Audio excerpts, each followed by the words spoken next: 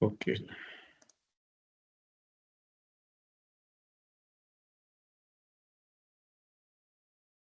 ठीक है जी। आप स्क्रीन आपको बिल्कुल विजिबल है जी? जी सर, विजिबल है। औज़ु बिल्लाहि मिनश शैतानिर रजीम, बिस्मिल्लाहिर रहमानिर रहीम, रब्बि इश्रह ली सदरी व यस्सिर ली अमरी वहलुल उक़दतम मिन लिसानी यफ़क़हू क़ौली। तो आज हमारी ये सेकंड क्लास है एडैप के फोरम से ऑटो ईएफआई फंडामेंटल्स कोर्स के ऊपर। और इसमें जो हमने लास्ट टाइम एक ब्रॉडर आउटलाइन के ऊपर कोर्स के ऊपर डिस्कस किया था, अब उसमें हमने पहले पार्ट नंबर बताए थे, अभी हम उनको मॉड्यूल का नाम दे रहे हैं। जो मॉड्यूल 1 है उसकी आउटलाइन मैंने अभी फाइनलाइज़ कर ली है और इसी को हम लेके चलेंगे और इसी के ऊपर ही हम जो बातचीत पीछे करते आ रहे हैं इसी आउटलाइन के ऊपर ही है। लास्ट टाइम हमने जो ऑटोमोटिव इंजन से तारुफ में mechanical construction, working, four strokes की तफसील के ऊपर बात की थी, फिर इंजन के मुख्तलिफ हिस्से और गैस्केट्स के ऊपर बात की थी और इंजन लेआउट के हवाले से इंजन की मुख्तलिफ अक़साम, जिसमें हमने इनलाइन इंजन की बात की थी, वी शेप इंजन की बात की थी और बॉक्सर टाइप एक इंजन की भी बात की थी। आज हम यहाँ से शुरू करेंगे जहाँ पे ऑटोमोटिव इंजन के प्राइमरी सिस्टम्स के ऊपर मुख्तसर सा तारुफ हम देंगे, जिसमें air induction, fuel injection, engine ignition, exhaust system, engine lubrication, engine cooling. ये इंतहाई मुख्तसर सा तारुफ होगा। सिर्फ हम कूलिंग को थोड़ा सा डिटेल में यहाँ पे डिस्कस करेंगे, बाकी सारी सिस्टम चीज़ों को हम मोटी मोटी बात करेंगे कि हम में से कोई ऐसा बंदा जिसको इन चीज़ों का अगर पता नहीं है तो उसको एक टच मिल जाए कि एक इंजन कैसे काम कर रहा है और उसमें क्या क्या चीज़ें होती हैं। और इसमें जब मैं बात करता हूँ प्राइमरी सिस्टम्स की, तो मेनली जो प्राइमरी सिस्टम है वो एयर इंडक्शन, फ्यूल इंजेक्शन और इंजन इग्निशन सिस्टम है और एग्जॉस्ट सिस्टम, ये प्राइमरी की मद में आ जाते हैं। लुब्रिकेशन और कूलिंग भी हम इनको प्राइमरी में लेते हैं, लेकिन हाउएवर अगर हम प्योरली देखें तो लुब्रिकेशन को हम साइड पे रखेंगे। लुब्रिकेशन बेसिकली उसको असिस्ट कर रहा है कि सिस्टम के अंदर वेयर ना हो, हीट ज़्यादा ना पैदा हो, और कूलिंग सिस्टम उस हीट को टेक आउट कर जाता है, बाहर ले जाता है। तो इस वजह से हम इसको प्राइमरी में प्योरली हम कहें तो ये 2 सिस्टम प्राइमरी में नहीं आते, ये 4 सिस्टम प्योरली प्राइमरी में आते हैं। लेकिन आज का जो मॉडर्न इंजन है उसमें ये सारे सिस्टम जो मैंने 1, 2, 3, 4, 5, 6 सिस्टम बताए हैं, ये प्राइमरी हैं। इनके अलावा कुछ ऑक्सिलरी सिस्टम्स भी आ जाते हैं जिनके हम आगे हम जाके बात करेंगे। फॉर एग्जांपल जो एमिशन कंट्रोल के सिस्टम है उनको भी हम ऑक्सिलरी सिस्टम्स के अंदर बात कर सकते हैं। कैटालिटिक कन्वर्टर सिस्टम है, ईवैप सिस्टम है, सेकेंडरी एयर सिस्टम है, पॉजिटिव क्रैंक वेंटिलेशन या पीसीवी सिस्टम है। तो हम इनका यहाँ पे प्राइमरी सिस्टम्स का बिल्कुल ही ब्रीफ सी बात करेंगे और फिर उसके बाद हम आ जाएंगे कुछ ईएफआई ऑटोमोटिव इंजन के बारे में। अगर आपको याद हो, मैंने वेबिनार 1 का आपको रिक्वेस्ट की थी कि अगर आप उसको एक दफ़ा गो थ्रू कर लें तो वो भी हमारे मॉड्यूल 1 का पार्ट होगा। तो यहाँ पे उस वेबिनार से जो मेन स्लाइड्स हैं कुछ उनके ऊपर हम शॉर्ट सी डिस्कशन करेंगे और फिर हम आ जाएँगे ईएफआई इंजन के बुनियादी सिस्टम्स की तफसील के ऊपर। और यहाँ पे हम बुनियादी सिस्टम की बात करेंगे, जिस तरह से मैंने कहा था ऑटोमोटिव इंजन की वर्किंग की बुनियाद एक डायग्राम है, उसके ऊपर हम सरसरी सी बात करेंगे। लेकिन उसमें जो बुनियादें हैं उन वो बेसिकली सिस्टम्स हैं। उन 3 सिस्टम्स को हम आगे लेके चलेंगे और हर 3 सिस्टम के बाद इस डायग्राम के ऊपर बात करेंगे। तो ये मॉड्यूल 1 की आउटलाइन है और नेक्स्ट लेक्चर के अंदर हम एमिशन कंट्रोल सिस्टम्स के ऊपर बात करेंगे, जिसमें एमिशन क्या है, कैटालिटिक कन्वर्टर सिस्टम है, ईवैप सिस्टम है, एग्जॉस्ट गैस रीसर्कुलेशन है, internal exhaust gas recirculation system है, फिर सेकेंडरी एयर सिस्टम है, पॉजिटिव क्रैंक वेंटिलेशन सिस्टम है। इनके ऊपर हम इंशाल्लाह नेक्स्ट लेक्चर के अंदर बात करेंगे। तो ये स्लाइड्स थी जो हमने लास्ट जो लेक्चर 1 था उसके अंदर कवर की थी। और आज हम नेक्स्ट लेक्चर स्टार्ट करने से पहले अगर हम एक छोटा सा क्विज कर लें, वो ये है कि 4 स्ट्रोक जो 4 स्ट्रोक्स इंजन में दूसरा स्ट्रोक पावर स्ट्रोक कहलाता है। अगर इसमें सही है कि गलत है, ए और बी में आप आंसर दे सकते हैं और चैट बॉक्स के अंदर आप अपना आंसर सबमिट कर सकते हैं। बड़ा बेसिक सा बुनियादी, हाँ जी, बड़ा बुनियादी सा क्वेश्चन है। सर जी गलत है, ये चैट दूसरा चैट के दूसरा अंदर आप कर गलत दें और माइक को ऑफ रख के, अनलेस अगर आपने कुछ सवाल करना हो तो यू आर मोस्ट वेलकम। सही मेरा चैट में रिफ्रेश का चैट ऑप्शन आ चल रहा है। नहीं रहा अभी। काइंडली दोबारा बोलिए। सर जी चैट अभी मेरी ओपन नहीं हो रही। सर ये ओपन नहीं अच्छा हो रही चले, चैट, रिफ्रेश। ओके ओके, मैं मेरे ख्याल में फिर मैंने डिसेबल की होगी। अब नेक्स्ट लेक्चर में मैं ट्राई करूंगा। तो सवाल का जवाब ऑब्वियसली सिंपल सा है कि दूसरा स्ट्रोक पावर स्ट्रोक नहीं होता। गलत है ये सवाल, ये जो स्टेटमेंट है ये गलत है। 4 स्ट्रोक्स इंजन में, पहला इनटेक का है, दूसरा कंप्रेशन का है, तीसरा पावर स्ट्रोक है और चौथा एग्जॉस्ट स्ट्रोक है। फिर अगेन हम जो आज हम शुरू करने जा रहे हैं वो ऑटोमेटिव इंजन के प्राइमरी सिस्टम्स के ऊपर मुख्तसर तारुफ के ऊपर बात करने जा रहे हैं। उसमें पहला एयर इंडक्शन या एयर इनटेक सिस्टम है। ये इंतहाई जो ईएफआई इंजन के अंदर इंतहाई सिंपलेस्ट एक इनटेक सिस्टम की एनिमेशन आप देख रहे हैं, जिसके अंदर एक एयर फिल्टर है, एयर बॉक्स है, जिसके अंदर एक एयर फिल्टर है, और यहाँ पे इस जगह के ऊपर या इस जगह के ऊपर कहीं पे थ्रॉटल बॉडी आती है जो इस एनिमेशन में नहीं दिखाई गई। और फिर उसके बाद आपका इनटेक मैनिफोल्ड है, और मैनिफोल्ड से फिर आपकी यहाँ पे कहीं पे फ्यूल ऐड होता है। जो पोर्ट्स हैं इंजन के ऊपर इनटेक की, उन इनटेक पोर्ट्स के अंदर एयर फ्यूल मिक्सचर यहाँ पे हर सिलेंडर के ऊपर अपने टाइम पे जब वेल्व खुलते हैं, वेल्व की अपनी टाइमिंग होती है, जो कैम शाफ्ट की मदद से हर सिलेंडर के ऊपर जो वेल्व है वो अपने टाइम के ऊपर ओपन होता है और एयर फ्यूल मिक्सचर उस सिलेंडर के अंदर चला जाता है। तो इस सारे सिस्टम को, जिसके अंदर एयर इनटेक, जो एयर बॉक्स जिसको एयर फिल्टर कह रहे हैं, उसके बाद थ्रॉटल बॉडी, इनटेक मैनिफोल्ड, और बाज औकात मैनिफोल्ड के साथ ये आप इस तरह की लेग्स अलहदा से भी देखते हैं जिनको हम लोअर प्लेनम कहते हैं। इनटेक मैनिफोल्ड का लोअर प्लेनम और ये वाला पार्ट अपर प्लेनम के नाम से भी जाना जाता है। बहरहाल कुछ लोग उसको अपर इनटेक कहते हैं, कुछ लोग लोअर इनटेक, इस पार्ट को लोअर इनटेक कहते हैं और इस पार्ट को अपर इनटेक, अगर दो हिस्सों में हो। जिस तरह होंडा सिटी में, अगर 2012 का मॉडल मुझे याद पड़ रहा है, बल्कि 2000 होंडा सिटी के जो मॉडल्स हैं उनके अंदर दो पार्ट में होता है इनटेक मैनिफोल्ड। उसमें जो रनर्स होते हैं इनको लोअर प्लेनम भी कहते हैं, लोअर इनटेक भी कहते हैं। थ्रॉटल बॉडी है, और इसके अलावा इसके ऊपर क्या चीज आ जाती है कि जनरली आपके पास जो एयर बॉक्स होता है उसके ऊपर आपको आईएटी, इनलेट एयर टेम्परेचर, जो कि हवा जो इनलेट में आ रही है, जो इन हो रही है, उसका टेम्परेचर मेजरमेंट करने के लिए इसी जगह के ऊपर कहीं पे एयर बॉक्स के ऊपर आपका आईएटी सेंसर भी लगा होता है। और अगर गाड़ी के अंदर हवा की पैमाइश के लिए MAF sensor, mass air flow sensor इस्तेमाल किया जाता है, तो वो भी एयर बॉक्स के फौरन बाद होता है। और उस केस में मोस्टली गाड़ियों के अंदर जो मैफ सेंसर होता है उसके अंदर inlet air temperature built in होता है। यानी कि एक ही सेंसर के अंदर, मैफ सेंसर के अंदर मैस एयर फ्लो सेंसर भी होता है और इनलेट एयर टेम्परेचर सेंसर भी होता है। उससे आगे हम जब आते हैं तो थ्रॉटल जो बॉडी होती है उसके अंदर हमें पता है कि हमारा थ्रॉटल बॉडी के ऊपर एक सेंसर अवेलेबल होता है जिसको हम टीपी सेंसर या थ्रॉटल पोजीशन सेंसर भी कहते हैं, वो होता है। और उसके साथ थ्रॉटल की जो फ्लैपर को मूवमेंट कराने के लिए एक मोटर भी होती है, अगर इलेक्ट्रॉनिक थ्रॉटल हो। अगर मैकेनिकल थ्रॉटल है तो फिर वो केबल, जो स्टील केबल होती है, उसके साथ फ्लैपर को कंट्रोल किया जाता है। हाउएवर आपका जो थ्रॉटल पोजीशन सेंसर है वो यहाँ पे थ्रॉटल बॉडी के साथ लाजमन होता है। और मैकेनिकल के केस में वहां पे फिर एक और एक्चुएटर भी होता है जो कि इलेक्ट्रिकल होता है, जिसको हम IAC, idle air control valve कहते हैं, जो कि इलेक्ट्रिकली कंट्रोल होता है, जिसको ईसीएम कंट्रोल, कंप्यूटर कंट्रोल कर रहा होता है, वो यहाँ पे थ्रॉटल बॉडी के साथ होता है। फिर कुछ गाड़ियों के अंदर इनटेक मैनिफोल्ड के ऊपर मैनिफोल्ड एब्सोल्यूट प्रेशर सेंसर लगा होता है, वो यहाँ पे भी लगा हो सकता है। कुछ पुरानी गाड़ियों में थ्रॉटल बॉडी के फ्लैपर के फौरन बाद थ्रॉटल बॉडी के ऊपर भी लगा होता है।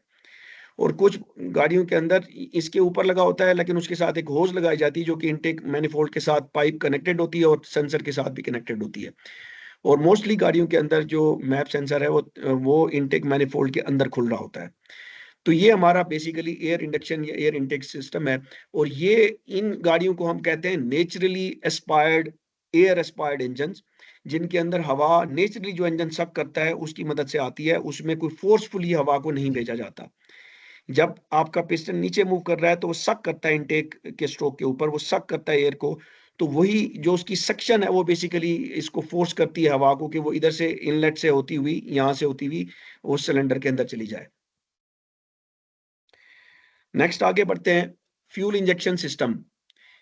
फ्यूल इंजेक्शन सिस्टम में क्या है कि आपकी जो फ्यूल डिलीवरी है उसने आके इनटेक मैनिफोल्ड के अंदर जो वेल्व्स जहां पे ओपन होते हैं उस जगह के ऊपर इंजन से बाहर पोर्ट के अंदर उसने फ्यूल सप्लाई करना है फ्यूल इंजेक्टर की मदद से।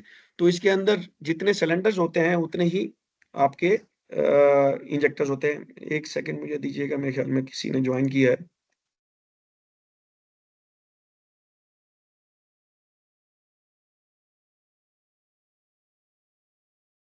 आपने हाथ मुजम्मिल, आप कुछ कहना चाह रहे हैं?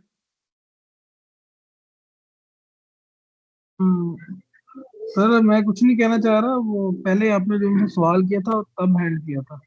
ओके ओके, आप उसको दोबारा प्रेस कर दें ताकि वो हैंड जो रेज हुआ हुआ है वो डाउन हो जाए। तो इसमें जो फ्यूल है वो फ्यूल टैंक के अंदर एक पंप होता है और उस पंप से फ्यूल लाइन आती है। एक यहाँ पे एक कॉमन रेल हमने अक्सर देखी होती है गाड़ियों के अंदर, मैं आगे आपको दिखाऊंगा भी सही। उसके साथ आपके इंजेक्टर कनेक्टेड होते हैं और जो सिलेंडर जब इनटेक उसमें जाता है, स्ट्रोक के अंदर जाता है, उस सिलेंडर के अंदर जब हवा के लिए वेल्व खुलते हैं जो कि कैम शैफ्ट के साथ कैम लोब जब उसके ऊपर पड़ती है और वेल्व नीचे प्रेस होता है, जी वो हमने पहले लेक्चर के अंदर देखा था। तो उस वक्त ये फ्यूल इंजेक्टर या कंप्यूटर का जो एल्गोरिदम होता है उसके मुताबिक ये फ्यूल इंजेक्ट करते हैं और वो एयर और फ्यूल मिक्स होके साथ चला जाता है। एक और दोस्त ने ज्वाइन किया तो मैं इस वजह से माजूद हूँ। तो ये फिर बेसिकली फ्यूल इंजेक्शन वाला पार्ट है। अब इसमें फ्यूल कितना जाएगा, कितनी देर के लिए इंजेक्टर ओपन होगा, यहाँ पे अगर आप देखें तो इंजेक्टर की एक शेप दिखाई गई है। इंजेक्टर बेसिकली क्या होता है, इंजेक्टर के अंदर एक सोलेनॉइड या कॉइल आप कह लें, कॉइल होती है जिसको हम जनरली सोलेनॉइड भी कहते हैं। उसके अंदर जब करंट जाता है तो वो कॉइल जो है ना मैग्नेटाइज हो जाती है। जब वो मैग्नेटाइज आती है तो इस सुराख के ऊपर एक पिन लगी होती है जिसने सुराख का रास्ता बंद किया होता है। तो वो पिन जितनी देर के लिए वो एनर्जाइज होती है, वो पिन मैग्नेटिक इफेक्ट की वजह से वो ऊपर की तरफ उठती है और ये रास्ता ओपन हो जाता है और फ्यूल जो प्रेशर के साथ आया होता है यहाँ तक, वो इन सुराखों के जो इंजेक्टर के सुराख हैं उनकी मदद से इनटेक मैनिफोल्ड की पोर्ट के अंदर चला जाता है। तो ये इसका मुख्तसर तारफ है। मेरे ख्याल में कोई और भाई, yes Haider has joined now.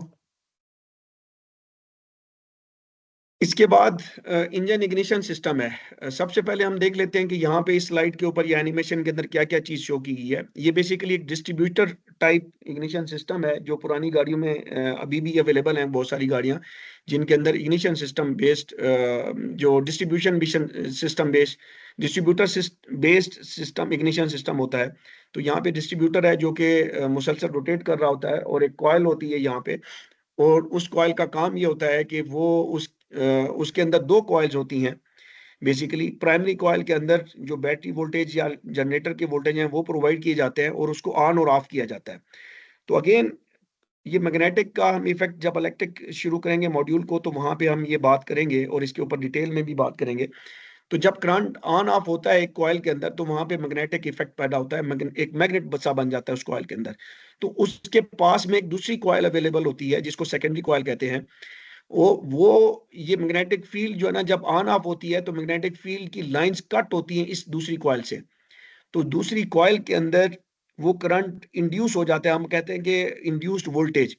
वो इवन कांटेक्ट में भी नहीं होती दूसरी पहली कॉइल के।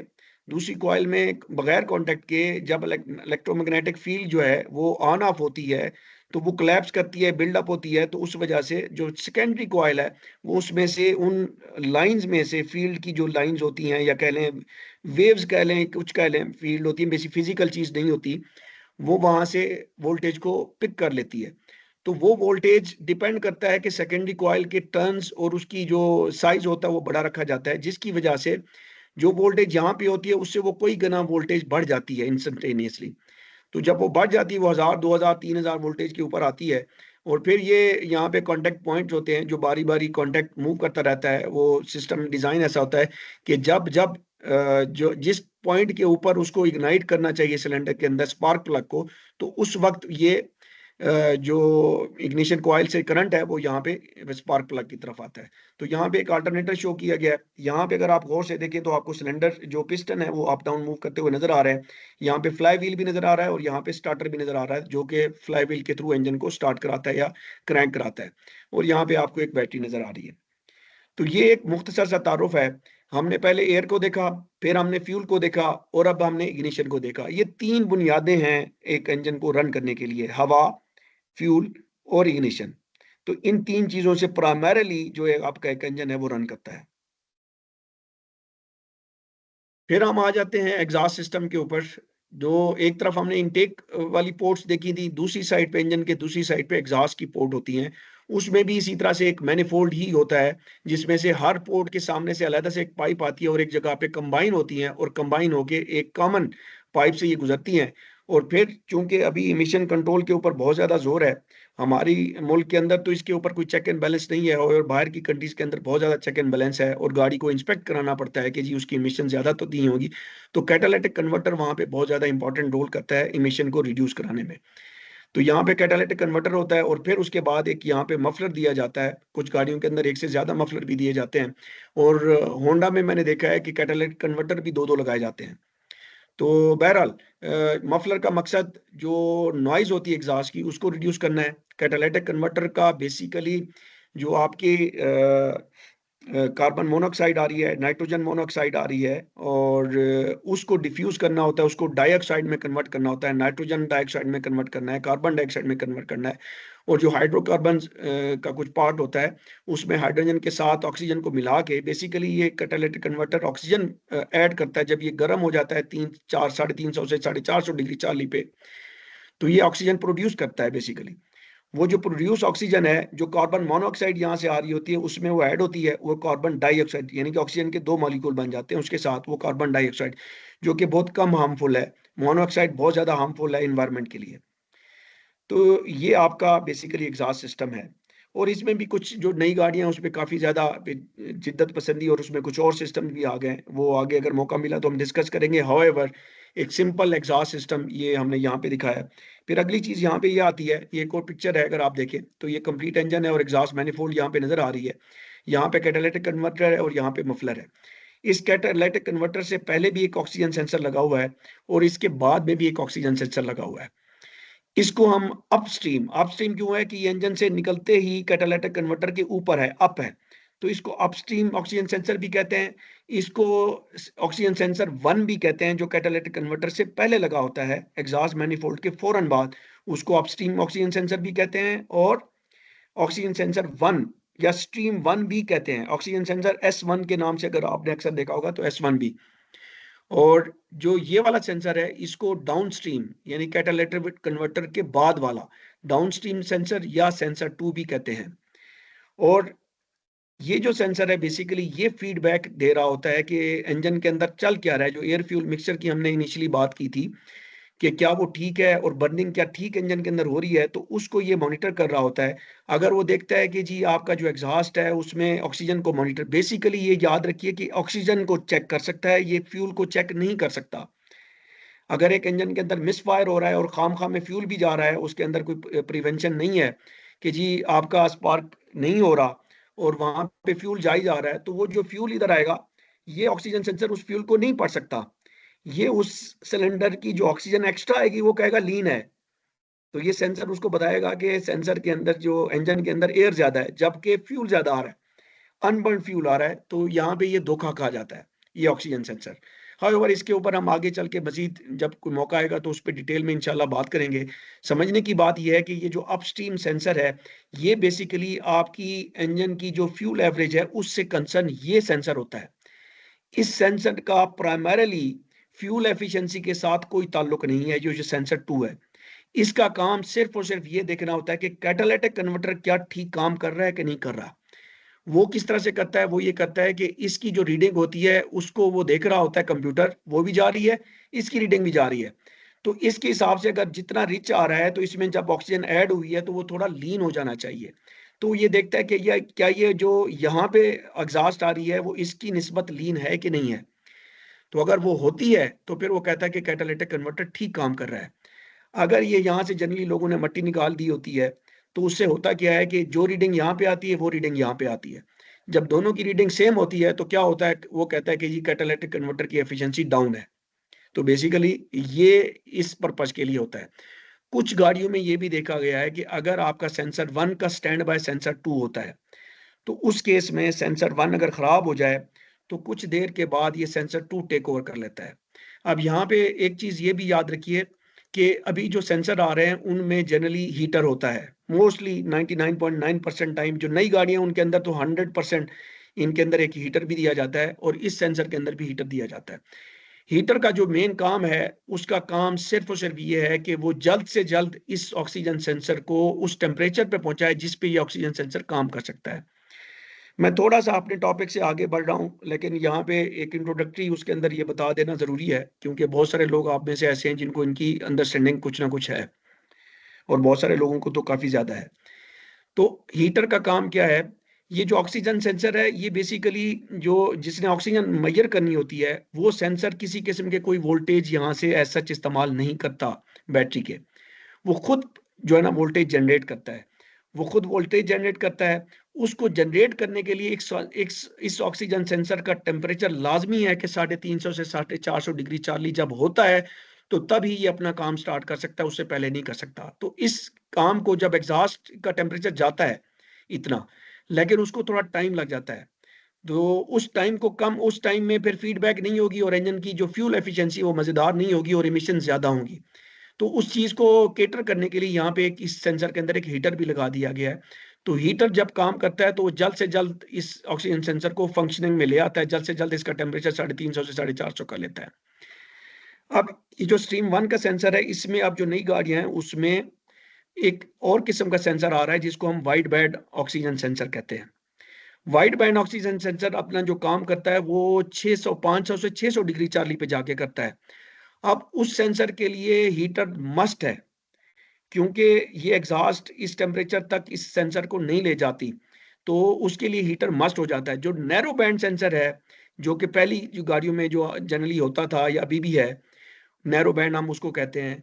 उसमें क्या होता है, जिसकी वोल्टेज आउटपुट भी 0.0 से लेके 1 वोल्ट तक होती है। उसमें क्या होता है कि अगर हीटर खराब भी हो जाए, तो वो सेंसर कुछ देर के बाद काम करना शुरू कर देता है। जब एग्जॉस्ट उसका टेम्परेचर पूरा कर देती है, उसमें हो सकता है 5-6 मिनट लग जाए, 7 मिनट लग जाए। तो ये है जी।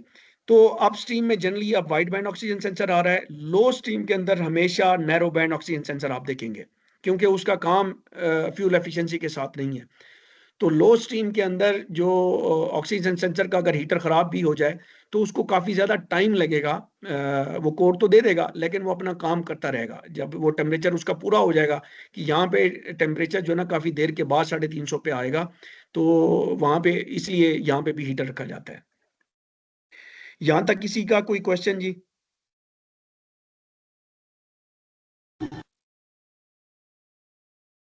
दो सर, कोई क्वेश्चन नहीं। ओके, दैट्स ग्रेट जी। No sir.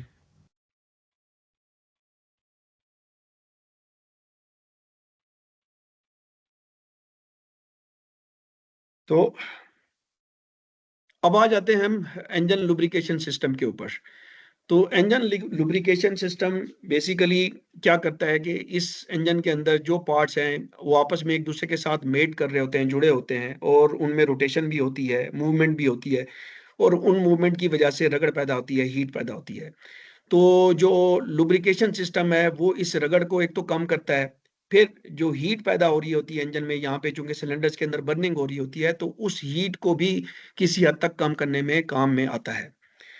तो यहाँ पे अगर आप नीचे वाली इंजन का अगर आप इस व्यू को सही तरीके से देख रहे हैं, तो नीचे ये इंजन का जो ऑयल पैन जिसको हम कहते हैं, कि यहाँ पे एक ऑयल पैन है जिसके अंदर ऑयल सारा, जब इंजन बंद होता है तो सारा ऑयल इसी पैन के अंदर आके कलेक्ट हो जाता है, ऊपर से भी नीचे गिरता है और यहाँ पे आके जमा हो जाता है। और यहाँ पे आपको एक ये नजर आ रहा है, ये बेसिकली स्टेनर होता है मेटालिक बॉडी का। इस स्टेनर का मकसद ये होता है, ये बेसिकली एक पोरस यानी कह लें कि कोर्स किस्म का फिल्टर होता है, जरा रफ किस्म का फिल्टर होता है, जिसने ऑयल में अगर कोई डेबरी, किसी किस्म की कोई ऐसी कंटामिनेशन आई हुई है, मोटी कंटामिनेशन, तो ये बेसिकली स्टेनर उसको यहाँ पे निथार लेता है, फिल्टर कर लेता है, और ऑयल को इस लाइन के थ्रू यहाँ पे क्रैंक शाफ्ट के साथ जुड़ा एक आपका पंप होता है, जो कि प्रेशर बिल्डअप करता है इस ऑयल में, ताकि उस प्रेशर के थ्रू ये ऑयल यहाँ इस गैलरी से होता हुआ, ये जो फिल्टर ब्लू कलर का हम बाहर लगाते हैं ऑयल चेन के ऊपर, इससे फिल्टर मजीद, ये फाइन फिल्टर होता है, और इसको मजीद फाइन अगर कोई पार्टिकल रह गए हैं ऑयल के अंदर तो यहाँ पे फाइन हो जाते हैं, और फिर इन गैलियों की मदद से ये ना सिर्फ जो आपका सिलेंडर है उनकी बॉडी पे जाता है, ताकि जो पिस्टन मूव कर रहे हैं उनके इर्द गिर्द लुब्रिकेशन हो, और उनमें ही वहां पे रिंग लगे होते हैं, जो टॉप रिंग होता है उसका main purpose, which I covered in depth in PPC part 1, which I'm going to link at the end of this once we're done building the listing. But for that reason, we are going to create a new document and ये include all किसी of the का other mic keywords on as we have है, done here. Once again, starting with the high relevance. Shoaib mic off करेंगे, thank you thank you. तो जो oil है वो इन galleries से होते हुए ये तो सिलेंडर में और सिलेंडर के अंदर जो रिंग के सेट होते हैं उनमें जो टॉप रिंग होता है उसका मेन मकसद ये होता है कि ये ऑयल को स्क्रैप करता है सिलेंडर की वॉल्स के ऊपर, ताकि ऑयल सिलेंडर के अंदर ना जाए और वहां पे जाके बर्न ना हो जाए। हाउएवर आइडियली ये पॉसिबल 100% नहीं होता। 19-20 के साथ हल्का फुल्का ऑयल, बहुत ही जो अच्छी गाड़ियां होती हैं जिनके रिंग पिस्टन बिल्कुल ठीक है, उनमें भी बहुत ही माइनर, बहुत ज्यादा माइनर के इवन ऑयल की लेवल भी आपको कमी काफ़ी टाइम तक नहीं नज़र आती, तो वो भी कंज़्यूम होता है। हाउएवर वो ना होने के बराबर है। फिर इसी तरह से ये गैलीज़ ऊपर जाती हैं और हेड गैस्केट को क्रॉस करती हैं यहाँ पे, और ऊपर जो कैम शाफ्ट और कैम लोब्स हैं, उनकी लुब्रिकेशन करती हैं। और फिर जब इंजन और उसी तरह से फिर वो ग्रेविटी की मदद से ये ऑयल फिर नीचे आता है और पैन में गिरता है। और अगेन अब यहाँ पे एक चीज़ याद रखिए कि इंजन फ्लश का एक कंसेप्ट है हमारे यहाँ, बल्कि वर्ल्ड ओवर में है कि लोग इंजन को फ्लश कराते हैं और एक केमिकल यूज़ करते हैं फ्लश। बहुत सारी मुख्तलिफ कंपनियों के आते हैं जिनको इंजन के ऑयल वाली जो इनलेट है वहाँ से डाला जाता है। उसका मकसद ये होता है कि over a period of time engine के अंदर ऑयल, और ऑयल के साथ जब आप एयर फिल्टर साफ नहीं रखते या एयर फिल्टर को टाइमली चेंज नहीं करते, तो वहां से डस्ट डर्ट इस पीसीवी सिस्टम के थ्रू इस ऑयल के अंदर आ जाती है। वो जो ऑयल और इसी तरह से जो एयर आ रही होती है, आगे हम पीसीबी सिस्टम में मजीद पढ़ेंगे। अगर पीसीबी सिस्टम ब्लॉक हो तो वो एयर यहाँ पे जमा होती है, तो उसका जो उसके अंदर जो ह्यूमिडिटी होती है उसकी वजह से उसका पानी भी इस ऑयल में शामिल होता है, जिसकी वजह से ऑयल के अंदर स्लज बनता रहता है। स्लज कह लें, गाढ़ा सा थिक होता रहता है, और वो मुख्तलिफ जो इंजन के पार्ट्स हैं over a period of time उनके साथ जमा होता रहता है, काफ़ी थिक स्केल की मानंद अख्तियार कर जाता है, शक्ल अख्तियार कर जाता है।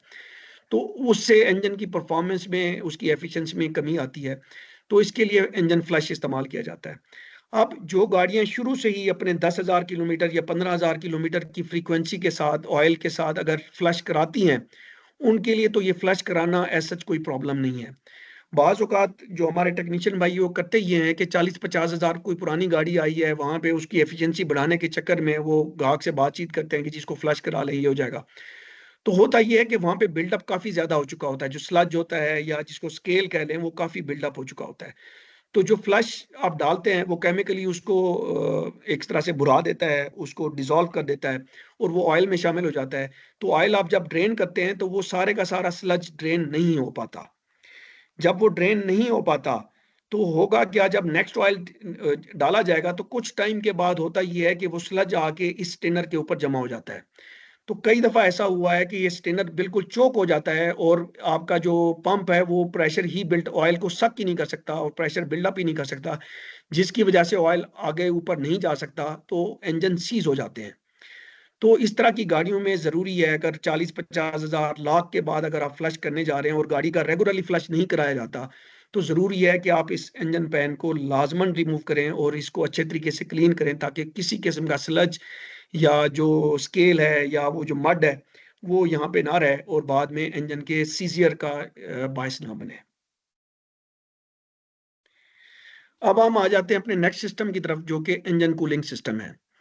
इंजन कूलिंग सिस्टम का अगर हम मकसद देखें तो हर एक इंजन हम उस चीज़ को देखें कि हर एक इंजन जो है ना, चूंकि उसके अंदर बर्निंग सिलेंडर्स के अंदर हो रही होती है और काफ़ी हीट पैदा हो रही है, मैं जिसमें एग्जॉस्ट में मैं कह रहा हूँ कि 300 400 450 500 तक डिग्री 40 तक टेम्परेचर चला जाता है। तो आप उस इंजन के अंदर का जो टेम्परेचर है उसका अंदाजा कर लें कि वो कहाँ तक जाता होगा। तो बहुत ज़्यादा हीट इंजन में मौजूद, अगर वो हीट, इस हीट को यहाँ पे कूल डाउन ना किया जाए, इस बॉडी को, इंजन की बॉडी को कूल डाउन ना किया जाए, तो क्या होगा, जो इंजन के पार्ट्स हैं, जो गैसकेट्स हमने इनिशियली डिस्कस की थी, वो उनके लिए तबाहकुन होगी, वो हीट वो ख़राब करेगी। और अब तो इंजन के जो ब्लॉक है वो सारे के सारे एल्यूमिनियम के आ रहे हैं और एल्यूमिनियम का जो टेम्परेचर है वो लोहे या स्टील अलॉय से काफ़ी कम है। तो उस सूरत में वहाँ पे ज़्यादा खराबी आने के चांसेस होते हैं अगर आप इस हीट को ना कूलिंग ना करें सिस्टम की। इंजन हेड और इंजन ब्लॉक की मुसलसल कूलिंग इसी वजह से बहुत ज़रूरी है। और ये कूलिंग इंजन में कूलेंट लिक्विड को सर्कुलेट, इस इंजन के इर्द गिर्द कूलेंट लिक्विड को जब आप सर्कुलेट कराते हैं तो वो करता क्या है कि जो हीट को वो उठाता है और अपने साथ ले जाता है और फिर वो रेडिएटर की तरफ जाती है और रेडिएटर में वो हीट बाहर इन्वायरमेंट में चली जाती है। तो इसी वजह से इंजन के अंदर कूलिंग सिस्टम डिज़ाइन किए गए हैं। अच्छा, ये तो मेन मकसद था कि उसने हीट को लेके जाना है। इंजन कूलिंग सिस्टम के कुछ और ऑक्सिलरी मकासद भी होते हैं। कुछ गाड़ियों में कूलिंग सिस्टम इंजन को ठंडा करने के साथ कुछ ऑक्सिलरी सिस्टम की फंक्शनिंग में भी मदद करते हैं। ठंडे इलाकों में थ्रॉटल बॉडी को गर्म रखना ताकि थ्रॉटल में आइसिंग ना हो। जो ठंडे इलाके हैं जहाँ पे माइनस टेम्परेचर चल रहे होते हैं, तो वहाँ पे चूंकि हवा जब गुजरती है, हवा ठंडी होती है, तो यहाँ पे आइसिंग इफेक्ट आता है, तो एयर का पैसेज जो है ना ब्लॉक होने के चांसेस होते हैं। तो इस वजह से यहाँ पे कूलेंट की लाइंस दी जाती हैं कि वो गर्मी इंजन के ब्लॉक से और सिलेंडर से लेके आ रहा है, वो गर्म कूलेंट इधर से भी सर्कुलेट कराता है ताकि आपकी जो थ्रॉटल बॉडी है वो वार्म अप रहे और यहाँ पे आइसिंग का इफेक्ट ना आए। इसी तरह कुछ गाड़ियों में, ठंडे इलाकों में, हमारे यहाँ भी कुछ गाड़ियों में ये दिया जाता है, लेकिन चूंकि वो इंजन बाहर से आ रहा होता है तो वो उस डिज़ाइन में चेंज नहीं करते। हाउएवर कुछ मैन्युफैक्चरर ऐसे हैं जो पाकिस्तान के लिए जो गाड़ियाँ आ रही होती हैं वहाँ पे कूलेंट की लाइंस नहीं देते, प्रोविजन होती भी है वो उसको ब्लॉक रखते हैं। तो इनको अगर ब्लॉक भी कर दिया जाए तो कोई ऐसा इशू नहीं है। इसी तरह इनटेक मैनिफोल्ड जो इसी तरह से बहुत ज़्यादा ठंडे इलाके हैं उनको भी वार्म रखा जाता है, और इसी कूलेंट की मदद से कि वो कूलेंट जो एनर्जी, वो जो हीट लेके आ रहा होता है, बजाय इसके कि एनवायरनमेंट में भी कुछ जाती है, लेकिन यहाँ पे भी वो कारामद साबित हो जाती है। इसी तरह जो आपके जो ईजीआर सिस्टम के जो वेल्व्स लगे होते हैं उनमें भी कूलिंग इफेक्ट आता है ठंडे इलाकों में, तो वहाँ पे भी इसकी लाइंस कुछ गाड़ियों के अंदर दी जाती हैं। हाउएवर हमारे यहाँ की गाड़ियों में ये चीज़ देखने में नहीं है, लेकिन हो सकती है। इसी तरह जो ट्रांसमिशन है, ऑटोमेटिक ट्रांसमिशन है, उसमें भी कुछ पार्ट्स को इसी तरह का इफेक्ट ठंडे इलाकों में आता है, तो वहाँ पे भी कूलेंट को सर्कुलेट कराया जाता है ताकि वहाँ पे वो उसको गर्म रख सके। इसी तरह जो टर्बो चार्जर वाली गाड़ियाँ, उनमें भी कुछ गाड़ियों के अंदर, उसके अंदर के जी जो टरबाइन वाली साइड है या कंप्रेसर वाली पर्टिकुलर जो साइड है उसको थोड़ा गर्म रखा जाता है। सॉरी, टरबाइन वाली साइड को, मेरे ख्याल में मैं यहाँ पे थोड़ा सा मिक्स कर रहा हूँ, लेकिन हमारे यहाँ इन जो ये वाला इफेक्ट हमने। जी जी, दोबारा जो बोलें आप। जो एग्जॉस्ट से चल रही है वो टरबाइन है, जो कंप्रेसर है ना वो एयर को सक करता है। हाँ हाँ, बिल्कुल बिल्कुल बिल्कुल, आप ठीक कह रहे हैं। तो वहां पे भी कूलेंट, मैं ये कह रहा हूँ कि कूलेंट दिया जाता है इसके कुछ पार्ट्स को वार्म अप रखने के लिए ठंडे इलाकों के अंदर, के वहां पे आइसिंग ना हो, तो उस वजह से उसकी जो फंक्शनिंग है उसमें प्रॉब्लम आ जाती है। फिर इसका जो सबसे एक और इम्पोर्टेंट, जो कि हमारी कंट्री, हमारे ममालिक में भी सर्दियों में चाहिए होता है, कि पैसेंजर कैबिन को गर्म रखना है।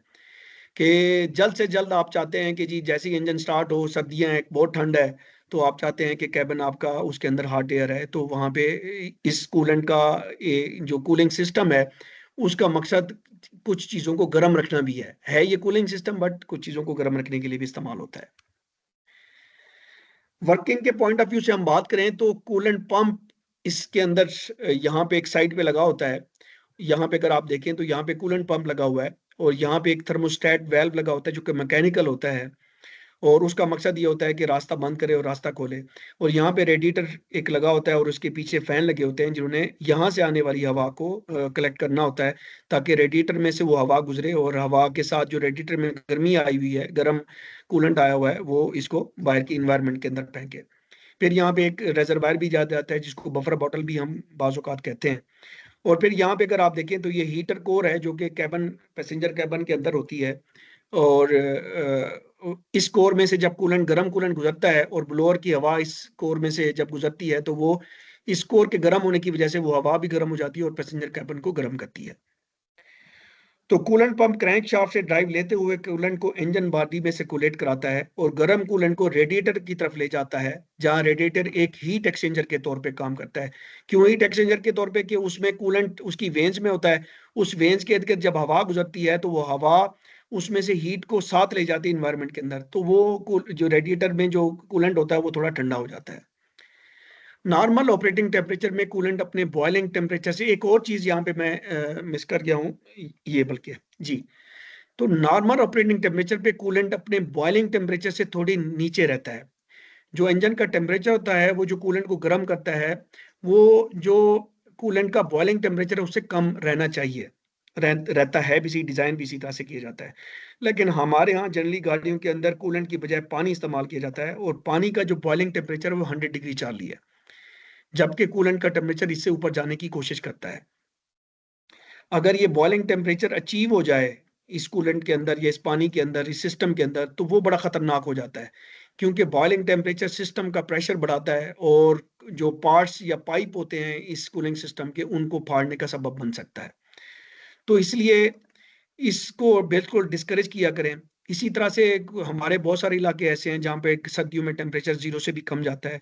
अगर पानी होगा तो फ्रीज होगा, जब फ्रीज होगा तो आपका कूलिंग वाला इफेक्ट खत्म हो जाएगा और आपका जो इंजन से गर्म लेके जो, मुझे सिर्फ एक सेकंड दीजिएगा, यहाँ पे मेरे ख्याल में किसी को कोई इशू आ रहा है। हाँ जी, कुछ दोस्त ऐड होना चाह रहे थे, मैं मिस कर गया हूँ।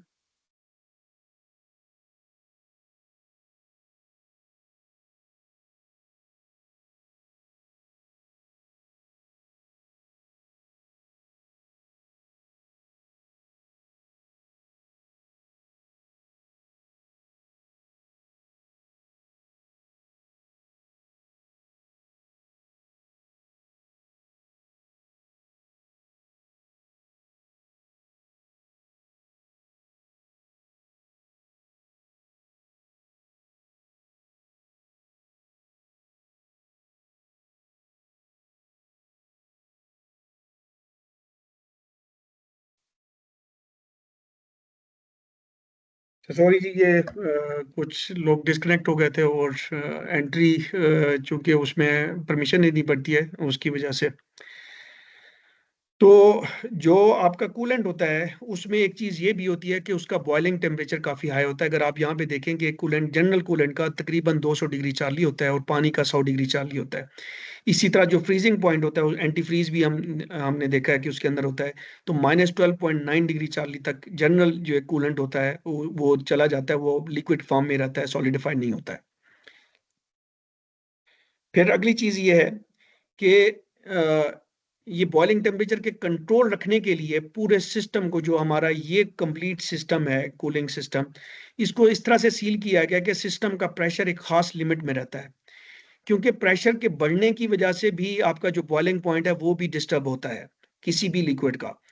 तो इससे क्या होता है, कूलेंट कूलेंट का बॉइलिंग पॉइंट अपनी लिमिट से थोड़ा बढ़ जाता है, अगर खास, यानी कूलेंट जल्दी बॉयल नहीं करता, कि प्रेशर खास लिमिट में रहेगा।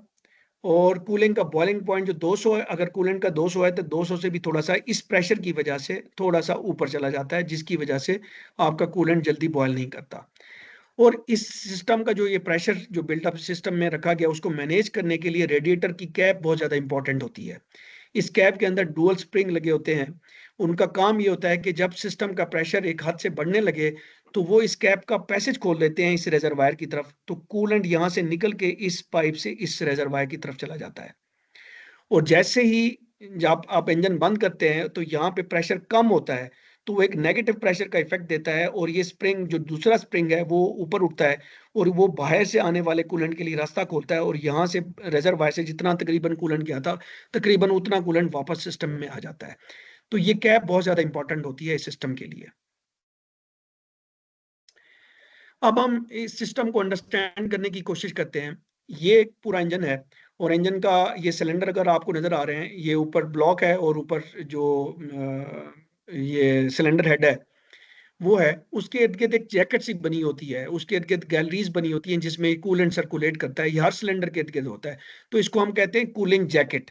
ये जैकेट की फॉर्म में होता है कि उसके इर्द गिर्द उसने जैकेट की तरह से, ताकि जैसे जैसे हीट आती जाएगी इधर, वो हीट कूलेंट जब यहाँ से घूमेगा तो वो गर्म होता होता यहाँ से निकलेगा, इधर आएगा और फिर इस रेडिएटर में से होके फिर ठंडा होएगा, ठंडा होते हुए फिर ये आएगा ठंडा, फिर यहाँ से गर्म होगा। ये इस तरह से एक मेन साइकिल है। हाउएवर जब आप ठंडी गाड़ी को स्टार्ट करते हैं तो जो डिजायरेबल चीज है वो ये है कि इंजन का टेम्परेचर जल्द से जल्द अपने ऑप्टिमम टेम्परेचर, एक खास टेम्परेचर पे पहुंच जाए, वर्किंग टेम्परेचर पे पहुंच जाए, जिसमें इंजन के तमाम पार्ट्स और उसकी फ्यूल एफिशिएंसी बेहतर हो जाती है। तो इस काम को करने के लिए उन्होंने दो सर्किट बनाए हुए हैं। एक तो ये सर्किट है जो हमने देखा है रेडिएटर से, यहाँ से पंप से होते हुए और सिलेंडर से होते हुए रेडिएटर वाला है।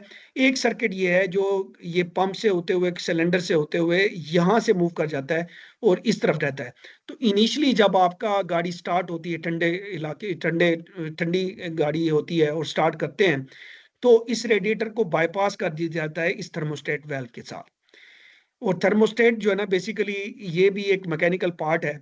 इसके अंदर स्प्रिंग होता है और स्प्रिंग की जो मूवमेंट है वो एक सिलेंडर इसके अंदर होता है जिसके अंदर वैक्स भरी होती है। तो ठंडे टेम्परेचर के ऊपर वैक्स सॉलिडिफाइड होती है और स्प्रिंगर अपनी नॉर्मल पोजीशन पे होता है, और जैसे जैसे टेम्परेचर बढ़ता जाता है वैक्स वो लिक्विफाई होती जाती है और वो फैलती जाती है, जिसकी वजह से वो सिलेंडर ऊपर उठता है और स्प्रिंग की ताकत को ओवरकम करता है, और ये जो आपका ये थर्मोस्टेट वाल्व है वो एक खास टेम्परेचर पे आके फुली ओपन हो जाता है, और एक खास टेम्परेचर पे ये खुलना शुरू होता है, और एक खास टेम्परेचर जो जनरली 82 से लेके 87 डिग्री चार्ली तक ऐसा टेम्परेचर होता है, वो डिपेंड करता है हर थर्मोस्टेट की सेटिंग किस तरह की है। और थर्मोस्टेट की जो ये वाली साइड है, इसके ऊपर हर थर्मोस्टेट को जब भी खोलेंगे तो आप देखेंगे कि वहां पे टेम्परेचर की सेटिंग लिखी होती है कि ये थर्मोस्टेट 82 लिखा हुआ है, तो इसका मतलब है 82 डिग्री चार्ली के ऊपर ये थर्मोस्टेट पूरे का पूरा ओपन हो जाएगा। जब ये बंद होता है तो आपका कूलेंट इस बड़े वाले सर्कल से नहीं जाता, आपका कूलेंट यहां से गुजर के इधर से जाता रहता है, ये रास्ता ओपन होता है, ये वाला क्लोज होता है, तो कूलेंट फिर इन्वेरिएबली यहां से होता हुआ यहां तक जाता है। हाउएवर उसका जो जैसे जैसे गर्म होता जाता है तो उसका इफेक्ट इस वाली पाइप में भी हमें मिलता है। तो यहाँ पे अगर आप देखें तो यहाँ पे ये 56 डिग्री चार्ली है और आपका जो थर्मोस्टेट वाल्व है ये फुली क्लोज है, इस तरफ अगर आप देखें तो ये फुली क्लोज है ये वाली साइड, और यहाँ से ओपन है, तो ये यहाँ से कूलेंट यहाँ से सर्कुलेट करते हुए ये पंप इसके अंदर वेन्स होती है, एक तरह की टरबाइन लगी होती है जो घूमती है, तो ये कूलेंट को सक करती है और फिर सेंट्रीफ्यूगल टाइप की होती है और फिर इधर की तरफ पुश करती है, तो ये कूलेंट इस तरह से सर्कुलेट करता है। और यहाँ पे जब 86 फॉर एग्जांपल ये 86 पे फुली ओपन होना था और इसके ऊपर टेम्परेचर सेटिंग 86 की है, तो ये वाला जो प्लंजर है ये पीछे आ गया और यहाँ पे आपको दर्ज सी नजर आ रही है, ये दर्ज बेसिकली खुल चुकी हुई है और ये रास्ता ओपन हो चुका हुआ है और कूलेंट जो है ना अब इस रास्ते से ट्रेवल करता है। तो जब इस रास्ते से ट्रैवल करता है तो होता क्या है, कूलेंट अब इस रेडिएटर में आएगा, रेडिएटर में आके ठंडा होएगा, इसकी सरफेस भी ज़्यादा है और फिर हवा भी यहाँ से गुजरती है और यहाँ पे फिर फैन भी लगे हुए हैं, तो फैन भी हवा को सक करते हैं। जनरली जब गाड़ी हाईवे पे जा रही होती है तो ये फैन का इस्तेमाल बहुत कम होता है क्योंकि हवा की जो एंट्री स्पीड की वजह से है वो काफ़ी ज़्यादा होती है, तो इन फैन की ज़रूरत ऐसा सच नहीं पड़ती, बट एसी के साथ ये फैन चलते हैं। और जब आप लो स्पीड पे होते हैं, शहर के अंदर होते हैं या खड़ी हुई गाड़ी होती है, तो फिर लाज़मन इन फैन की ज़रूरत होती है कि जब एक टेम्परेचर ख़ास जनरली 97 डिग्री चार्ली होता है कि जिसके ऊपर फ़ैन ऑपरेट करना शुरू कर देते हैं ताकि आपका टेम्परेचर 97 100 से ऊपर ना जाए। अगर ये जो थर्मोस्टेट वाल्व है, ये अगर क्लोज़ पे स्टक रहे, तो फिर क्या होगा? तो फिर क्या होगा ये कि आपका जब टेम्परेचर बढ़ेगा, तो ये वाला सर्कल, ये वाला जो पाथ है, ये ओपन नहीं होगा और जब ओपन नहीं होगा, तो आपका कूलेंट यहीं पे सर्कुलेट करता रहेगा, उसका टेम्परेचर बढ़ता जाएगा और गाड़ी हीट हो जाएगी। तो इसको जनरली मैं बताया करता होता हूँ कि जब भी आप ट्यूनिंग करने लगे गाड़ी को, तो ये एक सिंपल सा चेक है, वो ये है जो उस्ताद लोग समझते हैं, जानते हैं, करते भी हैं। तो ट्यूनिंग में भी इसको लाजमन किया करें कि जब भी गाड़ी आप स्टार्ट करते हैं ठंडी गाड़ी को, तो इन 2 पाइप्स को जो रेडिएटर से निकल रही होती है, एक ऊपर वाली, एक नीचे वाली, इनका हाथ टच करके टेम्परेचर सेट करें, तो आपको पता चलेगा कि एक जो पाइप है उसका टेम्परेचर जल्दी बढ़ता है, दूसरी ठंडी रहेगी। उसको ठंडा रहना चाहिए क्योंकि ये क्लोज़ होता है। और फिर कुछ टाइम के बाद जब इंजन तकरीबन 6-7 मिनट के बाद इसको ग्रेजुअली आहिस्ता-आहिस्ता इस पाइप को गर्म होना शुरू कर देना चाहिए। अगर ये गर्म नहीं हो रही और 10-15 मिनट भी होते हैं, ये फुली गर्म हो जाती है और ये बिल्कुल अपने नॉर्मल टेम्परेचर पे रहती है, तो इसका मतलब ये है कि या तो ये थर्मोस्टेट क्लोज़ के ऊपर स्टक है या आपका रेडिएटर चोक है। तो इसको फिर आप अपने कस्टमर को आप बता सकते हैं कि भई इसको इमीडिएटली एड्रेस करने की ज़रूरत है, क्योंकि इसके हीट अप होने से इंजन, आगे हम देखेंगे कि अगर इंजन का टेम्परेचर बढ़ता जाएगा तो ना सिर्फ इंजन के लिए डेट्रीमेंटल है कि वो ख़राब करेगा गैस्केट्स को, इंजन के पार्ट्स को, बल्कि फ्यूल माइलेज को भी ख़राब करेगा। और अगली दूसरी सूरत ये है कि अगर ये फुली क्लोज ओपन पे स्टक हो या ये हो ही ना, तो फिर क्या होगा कि जैसे ही आप इंजन स्टार्ट करेंगे तो ये बड़े वाले सर्कल में कूलेंट सर्कुलेट करेगा, वो छोटे वाले सर्किट में नहीं करेगा। शुरू में जब गाड़ी ठंडी होती है तो ज़रूरत हो इस चीज़ की होती है कि इंजन जल्द से जल्द वार्म अप अटेन करे। ठंडे इंजन को गर्म कराने के लिए इंजन के अंदर एल्गोरिदम ऐसा होता है कि वो फ्यूल इंजेक्टर पल्स को बढ़ाता है कि ताकि फ्यूल ज़्यादा जाए और गाड़ी जल्द से जल्द जो है ना गर्म हो। तो जब ये सर्किट बाईपास होगा और ये आपने थर्मोस्टेट निकाल दिया हुआ है या ये ओपन पे स्टक है और आपकी दोनों पाइपें फ़ौरन गर्म हो जाती हैं, जी एक ठंडी गाड़ी स्टार्ट करते हैं, आप दोनों को लगाते हैं, तो हाथ लगाते हैं दोनों को, तो दोनों के टेम्परेचर बैक वक्त इकट्ठे ही अप हो रहे हैं, तो इसका मतलब है ये या ओपन पे स्टक है ये या निकला हुआ है। तो उस सूरत में क्या होगा, आपकी फ्यूल माइलेज भी बढ़ेगी और आपकी हेड गैस्केट के खराब होने के खर्चा है, आपके दूसरे पार्ट्स का वेयर ऑफ करने का भी खर्चा है। यहीं पे यहाँ पे बताता जाऊंगा, अगर आप पानी जब इस्तेमाल करते हैं वो ना सिर्फ इंजन में मुख्तलिफ किस्म के अलॉयज होते हैं, एल्यूमिनियम वगैरह है जो ससेप्टिबल है कि वो जल्द से जल्द करोजन पकड़ें या जंग पकड़ें। और सबसे ज़्यादा इफेक्ट इस जो आपका ये वाटर पंप या वाटर बॉडी है उसका जो इम्पेलर होता है वो बड़े फाइन से होते हैं, मटेरियल के थिन मटेरियल के होते हैं, तो वो जल्द जल्द से जल्द गलना शुरू हो जाते हैं जंग पकड़ने की वजह से। कूलेंट के अंदर जो कूलेंट हम अच्छा कूलेंट लेते हैं तो उनके अंदर जो करोजन इनहिबिटर्स होते हैं, करोजन इनहिबिटर्स क्या होते हैं, बेसिकली वो करोजन को प्रिवेंट करते हैं कि जंग नहीं लगने देते, तो उनके अंदर इस तरह का मटेरियल भी होता है। फिर कभी किसी डिटेल लेक्चर के अंदर मैंने वीडियो अपने चैनल के ऊपर भी डाली हुई है जिसके ऊपर हमने कूलेंट के चेक्स के ऊपर बड़ी डिटेल बात की हुई है, तो वो भी आप देख सकते हैं। यहाँ तक किसी भाई का कोई सवाल हो? No sir. और एक बेसिक क्वेश्चन था कि कूलेंट हमेशा अपना किसी वाटर के अंदर डिजोल्व करके यूज़ करना चाहिए कि ओनली केला कूलेंट यूज़ कर सकते हैं डायरेक्ट? उसमें डिपेंड करता है कि मैन्युफैक्चरर ने वो कूलेंट डिज़ाइन कैसे किया है, तो आपको उस बॉटल के ऊपर उसकी स्पेसिफिकेशन पढ़नी चाहिए। बहुत सारे कूलेंट प्री मिक्स के नाम से आते हैं, तो उसमें पानी मिक्स होता है, 50% पानी होता है जनरली और 50% कूलेंट होता है। वो प्री मिक्स जो होते हैं उनमें पानी नहीं डालना चाहिए। और दूसरा जो प्री मिक्स नहीं होते उसमें उसने मेंशन किया होता है कि इस बॉटल के अंदर इतना पानी आप डालें, कूलेंट के अंदर मिक्स करके डालें। अब पानी में जब आप टैप वाटर डालते हैं, एक ओपन टूटी टूंटी से पानी लेते हैं, तो उसके अंदर कंटामिनेंट्स होते हैं, तो वो इस कूलेंट को भी खराब करते हैं। उनके अंदर बेसिकली कूलेंट जो है ना एक डाई इलेक्ट्रिक चीज होती है। डाई इलेक्ट्रिक जब मैं बात करता हूँ तो उसमें से करंट जो है ना बड़ी मुश्किल से पास होता है। लेकिन जब आप टैप वाटर डालेंगे तो टैप वाटर जो है ना वो भी वो डाई उसमें कंटामिनेंट्स होते हैं, वो डाई इलेक्ट्रिक प्रॉपर्टीज को खराब करते हैं और उसको इलेक्ट्रोलाइटिक कर देते हैं कि उसमें करंट पास हो। और अगर जब करंट पास हो सकता है इस कूलेंट के अंदर तो ये कूलेंट फारिग हो चुका हुआ है और वो करोजन का बायस बनेगा, जंग का बायस बनेगा। तो एक चेक इसका मैंने जो वीडियो की मैं बात कर रहा था उसके अंदर ये भी बताया कि कूलेंट के अंदर आप ये भी एक चेक करते हैं कि उसमें उसकी डाई इलेक्ट्रिसिटी का क्या कंडीशन है, उसको भी चेक किया जाता है। तो इसके लिए ज़रूरी है अगर आपने कूलेंट में पानी मिक्स करना है तो आपने जो बैटरी वाला पानी जिसको हम कहते हैं, जो डी आयोनाइज वाटर होता है, जो बैटरी वाला पानी होता है उसको इस्तेमाल करना चाहिए। नॉर्मल टैप वाटर को इस्तेमाल नहीं करना चाहिए, वो आपके कूलेंट को भी फारिग कर देगा। अच्छा, एक डिस्टल तो वाटर कहते हैं सर। जी काइंडली क्वेश्चन दोबारा था, बोलें। एक ना क्वेश्चन और था कि अगर फर्ज करें हम ओनली कूलेंट यूज़ करें 100% तो उसका कोई नुकसान है? वो ये है ना कि अगर आप कूलेंट सिर्फ जिसमें पानी मिक्स होना चाहिए, डिजाइनर ने उसको थिक रखा हुआ है तो उसकी डेंसिटी बढ़ी हुई है, तो उसकी सर्कुलेशन में फर्क आएगा, उसकी डेंसिटी काफी ज्यादा होगी, उसमें और भी प्रॉब्लम्स आ सकती हैं। तो स्पेसिफिकेशन को बिल्कुल आपको वायलेट नहीं करना चाहिए और वो खतरनाक हो सकता है। कोई और भाई बात कर रहे थे? जी सर, मैं कह रहा था कि डिस्टल वाटर यूज करना चाहिए जैसे आप बता रहे जी हैं जी। कि आम पानी। हाँ, अच्छा अजहर भाई, बिल्कुल डिस्टिल वाटर यूज करना चाहिए कम से कम। मैं बात कर रहा हूँ डी आयोनाइज वाटर। जो डिस्टिल्ड वाटर होता है वो जनरली लोग जो ना फिल्टर वाला पानी को भी डिस्टिल्ड वाटर कहते हैं। तो डिस्टिल्ड वाटर अगर डी आयोनाइज है जिसके अंदर बेसिकली इसके अंदर वो बहुत डिटेल में अगर हम जाएं तो उसके अंदर कुछ आइंस बन जाते हैं पानी के अंदर, उसको डी आयोनाइज वो बेसिकली कंटामिनेंट का बायस बनते हैं, उनमें से करंट पास हो सकता है। तो वो डिस्टिल्ड वाटर अगर डीआयोनाइज्ड वाटर है जो कि बैटरी के लिए इस्तेमाल होता है, ठीक हो, तो कम से कम आप वो इस्तेमाल करें। ठीक है, I hope I have answered your question. चलें नेक्स्ट चलें जी। जी सर। हाँ जी।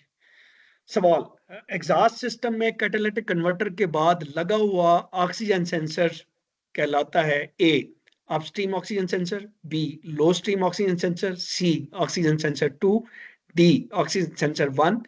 बी और सी सही है, एफ ए और डी सही है। तो अब आप जो है ना अगर आप अपना पीपल की लिस्ट खोलें, अगर आपको सारे लिस्ट नजर आए तो सबसे पहले जो ऊपर भाई हैं वो अगर आप जवाब दें तो इट वुड बी बेटर, मेरे लिए आसानी हो जाएगी। ये इसको डाउन स्ट्रीम भी कहते हैं जो सा सेकंड वाला है, और सेकंड जवाब ऑक्सीजन दें, सेंसर। जवाब कौन सा ठीक है? सी। ऑप्शन और बाकी देखने दें मुझे और ऑप्शन बताएं जी, में और क्या तेज हूँ। बताते हैं जी? बी हाँ और सी सर। हाँ जी, बी और सी। ठीक है, और कोई किसी और का इससे इख्तलाफ हो या कोई कहता हो कि नहीं ये ठीक है? सर बी और सी है। हाँ जी, बी और सी है। मैंने जैसे बताया कि जो कैटालिटिक कन्वर्टर के बाद लगा ऑक्सीजन सेंसर है वो उसको लो स्ट्रीम ऑक्सीजन सेंसर भी कहते हैं और ऑक्सीजन सेंसर टू भी कहते हैं, या सेंसर टू भी कहते हैं, या स्ट्रीम टू भी कहते हैं। ठीक है, तो इस वजह से ये वाला आपका पार्ट ठीक है। अब हम आ जाते हैं, आप में से जिन लोगों ने वेबिनार 1 अटेंड किया हुआ है उनके लिए ये शायद रेपिटेशन होगी। कुछ ईएफआई ऑटोमोटिव इंजन के बारे में, एक ईएफआई इंजन कैसे काम करता है, इसको हम इन चीज़ों को भी हम डिस्कस करते हैं। मेरी कोशिश है कि हम ये वाला पार्ट भी आज कवर कर लें, अगर ना हो सका तो फिर नेक्स्ट पे। एक ईएफआई ऑटोमोटिव इंजन कैसे काम करता है, ये जिन लोगों ने सिमुलेटर देखा है, ये उसी की पिक्चर मैंने ली हुई है।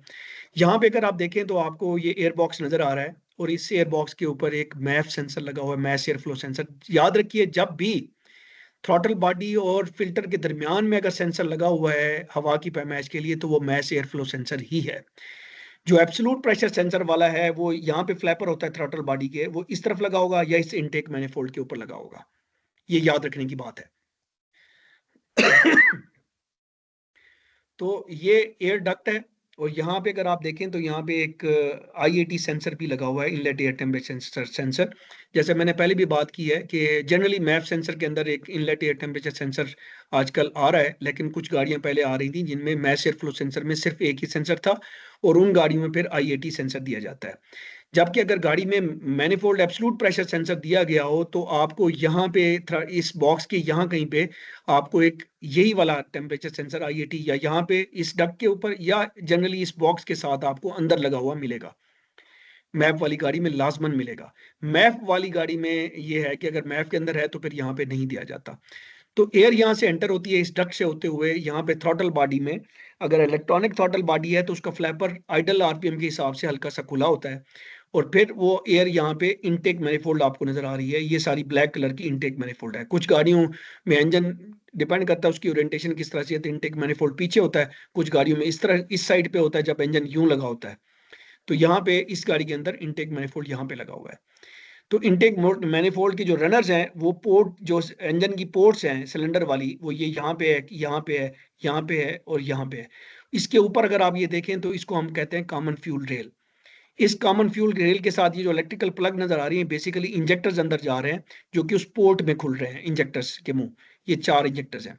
तो एयर जब यहाँ से आती है तो यहाँ पे इस नीचे जो पोर्ट है उसके अंदर एयर और फ्यूल मिक्स होते हैं और फिर वो सिलेंडर के अंदर चली जाती है। जब वो सिलेंडर के अंदर जाती है और ये कैसे जाती है, उसके लिए जो कैम शाफ्ट इस इंजन के अंदर लगी होती हैं, एक या दो, जिस तरह से हमने बात की थी कि अगर दो होगी तो DOHC उस इंजन को कहते हैं, डुअल ओवरहेड कैम शाफ्ट, और अगर एक होगी तो SOHC single overhead camshaft कहते हैं। तो वो जो कैम शाफ्ट के ऊपर जो कैम प्रोब्स होती हैं, लोब्स होती हैं, वो हर सिलेंडर के वेल्व को पुश करती हैं नीचे। जब वो पुश करती हैं तो एयर और फ्यूल मिक्सर नीचे अंदर जाता है। वो अपने टाइमिंग के हिसाब से पुश हर सिलेंडर को, जैसे वो अपने एयर इनटेक स्ट्रोक पे आता है तो वो उसको पुश करती है और एयर अंदर जाती है। जब एयर फ्यूल मिक्सर अंदर चला जाता है फिर वो अगले स्ट्रोक पे आता है, कंप्रेस होता है। तो कंप्रेस होने के लिए पिस्टन जब टॉप डेड सेंटर से तकरीबन 10 डिग्री पीछे होता है, थोड़ा सा पीछे होता है, अभी वो फुली अप नहीं आया होता कंप्रेशन जो स्ट्रोक है, तो ये जो इग्निशन, यहाँ पे इग्निशन कॉइल्स लगी हुई हैं 4, ये इग्निशन कॉइल्स उस सिलेंडर के अंदर फायर करती हैं, वहां पे स्पार्क पैदा करती हैं और वो एयर फ्यूल मिक्सर जो कि कंप्रेस हुआ होता है वो स्पार्क लेता है। उस वक्त तक जब वो बर्निंग होती है उस एयर फ्यूल मिक्सर की, वो थोड़ा सा टाइम लेती है। उतने टाइम के अंदर जो वो जो आपका पिस्टन है वो टॉप डेड सेंटर तक आ जाता है और फिर अगले पावर स्ट्रोक के लिए नीचे जाने की कोशिश कर रहा होता है। तो जब बर्निंग होती है तो वो उसको पुश करता है, तो बेसिकली आपके इंजन को टॉर्क मिलता है उस सिलेंडर से। फिर जब वो पावर स्ट्रोक नीचे चला जाता है तो फिर वो ऊपर आने की कोशिश करता है, तो जो कैम शाफ्ट है वो एग्जॉस्ट के वाल्व को पुश करती है और एग्जॉस्ट का पोर्शन खोलती है और वहां से जो बर्न गैसेस हैं वो सिलेंडर में से जैसे जैसे पिस्टन ऊपर आता है वो उस अपनी पोर्ट में से, एग्जॉस्ट की पोर्ट में से यहाँ से बाहर निकल जाती हैं। और जब बाहर निकलती हैं तो वहाँ पे सबसे पहले उनका टकराव ऑक्सीजन सेंसर के साथ होता है और फिर वो कैटालिटिक कन्वर्टर में जाती हैं और फिर वहाँ से सिलेंसर के अंदर से मफलर के बीच में से गुजरते हुए बाहर निकल जाती है एनवायरनमेंट के अंदर। तो ये वर्किंग है। और इसमें जो सबसे इंपॉर्टेंट जो याद रखने की चीज़ है कि थ्रॉटल बॉडी की जो इलेक्ट्रॉनिक थ्रॉटल बॉडी है वहाँ पे एक टीपी सेंसर होता है और साथ में आपके जो मोटर के लिए इलेक्ट्रिक मोटर लगी होती है उसके लिए एक एक्चुएटर या मोटर लगी होती है। जो मैकेनिकल थ्रॉटल बॉडी होती है उसमें भी टीपी सेंसर होता है और साथ में एक IAC inlet air control valve लगा होता है, जिसका काम ये होता है कि उसने, चूंकि उसमें जो मैकेनिकल बॉडी होती है उसमें फ्लैपर फुली क्लोज रहता है और उस वाल्व ने इस एयर का कुछ पोर्शन आइडल आरपीएम के लिए इंजन इस थ्रॉटल बॉडी को बाईपास करा के इस मैनिफोल्ड में डालना होता है। ठीक है, तो यहाँ पे हवा की पैमाइश बहुत इंपॉर्टेंट है। हवा बेसिकली जो ये थ्रॉटल है इसको कंट्रोल कौन कर रहा होता है, इसको आपका जो ड्राइवर है वो एक्सेलरेटर पेडल जितना दबाता है उतना ये फ्लैपर खुलता है। तो ड्राइवर के पास हवा की एंट्री का कंट्रोल होता है, उसमें इंजन कुछ नहीं करता। जो इंजन है, जो कंप्यूटर है, यहाँ पे कंप्यूटर इधर लगा हुआ है इस गाड़ी के अंदर, जो कंप्यूटर है इसके पास फ्यूल और इग्निशन का कंट्रोल होता है कि इग्निशन कब करानी है और फ्यूल कितना सप्लाई करना है।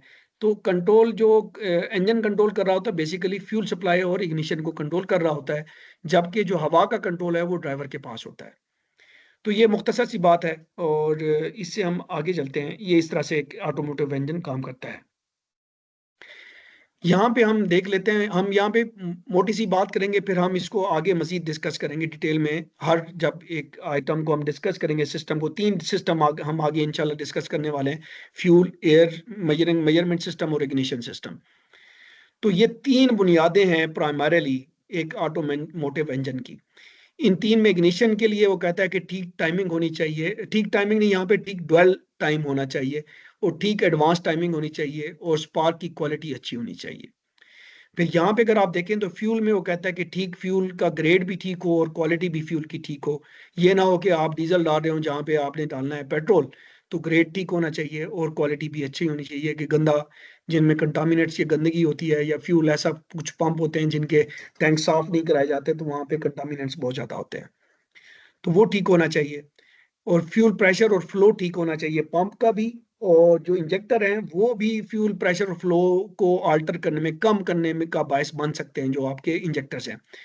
तो इंजेक्टर और पंप का फिल्टर, ये सब इस सिस्टम का पार्ट बन जाते हैं। फिर इंजेक्टर पल्स, इंजेक्टर जिस तरह से यहाँ पे मैंने लिखा है इंजेक्टर ठीक होने चाहिए, और जो मैंने पहले बात की है, और इसकी pulse width, basically pulse width जो है ना वो एक सिग्नल होता है जो कि इंजेक्टर्स की ओपनिंग और क्लोजिंग को कंट्रोल करता है, ये कंप्यूटर जनरेट करता है। इसमें बेसिकली जो है ना पावर ऑन या अर्थ ग्राउंड वाली साइड ऑन या ऑफ हो रहती है, जिसकी वजह से उसको पल्स कहते हैं।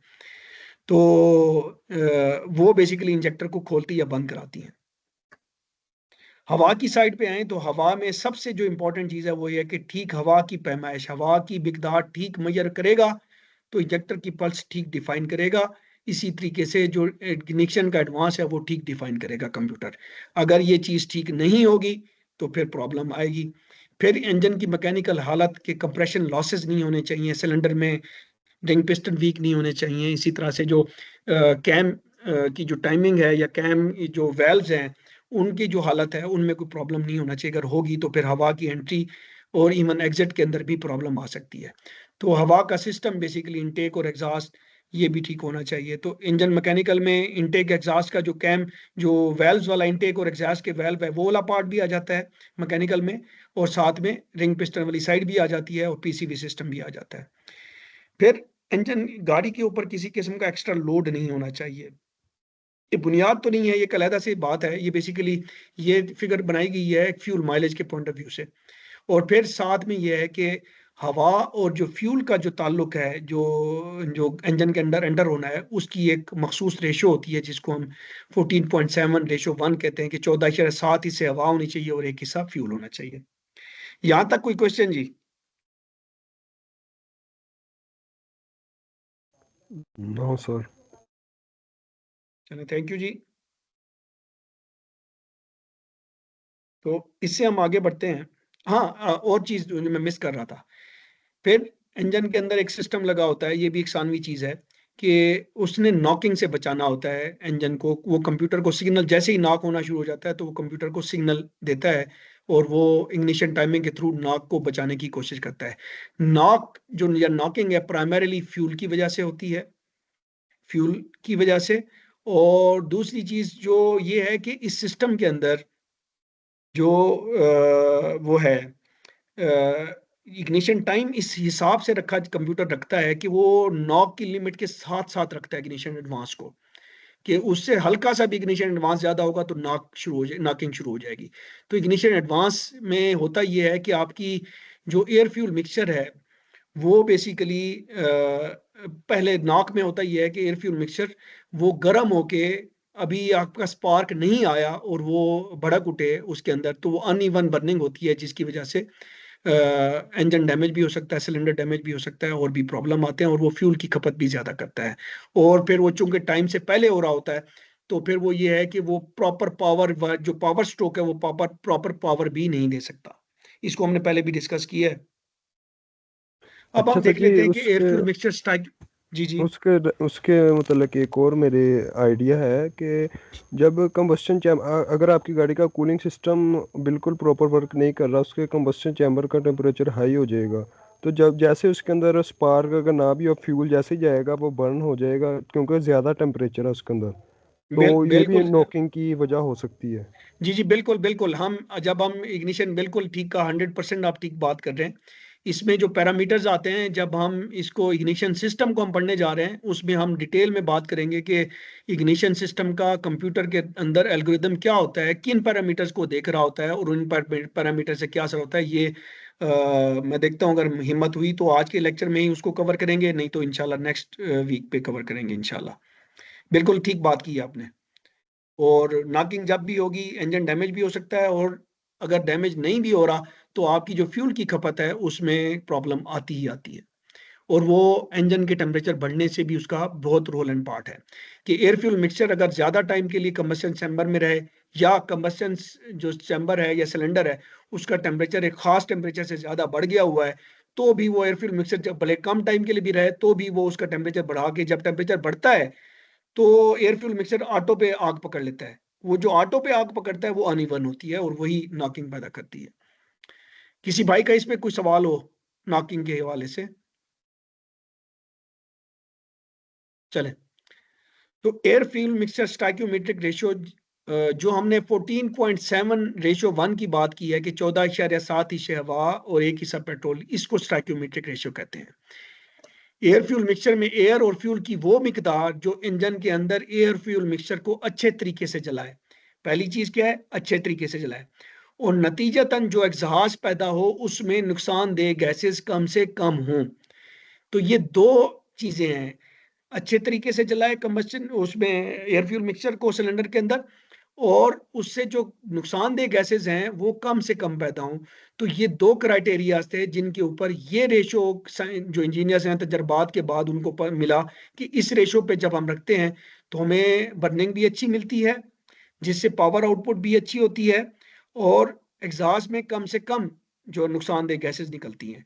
हाउएवर इस रेशो को डिस्टर्ब करके पावर ज्यादा ली जा सकती है टार्क से, लेकिन उसमें फिर एग्जॉस्ट में नुकसानदेह गैसेस ज्यादा पैदा होंगी और फ्यूल की खपत भी ज्यादा होगी।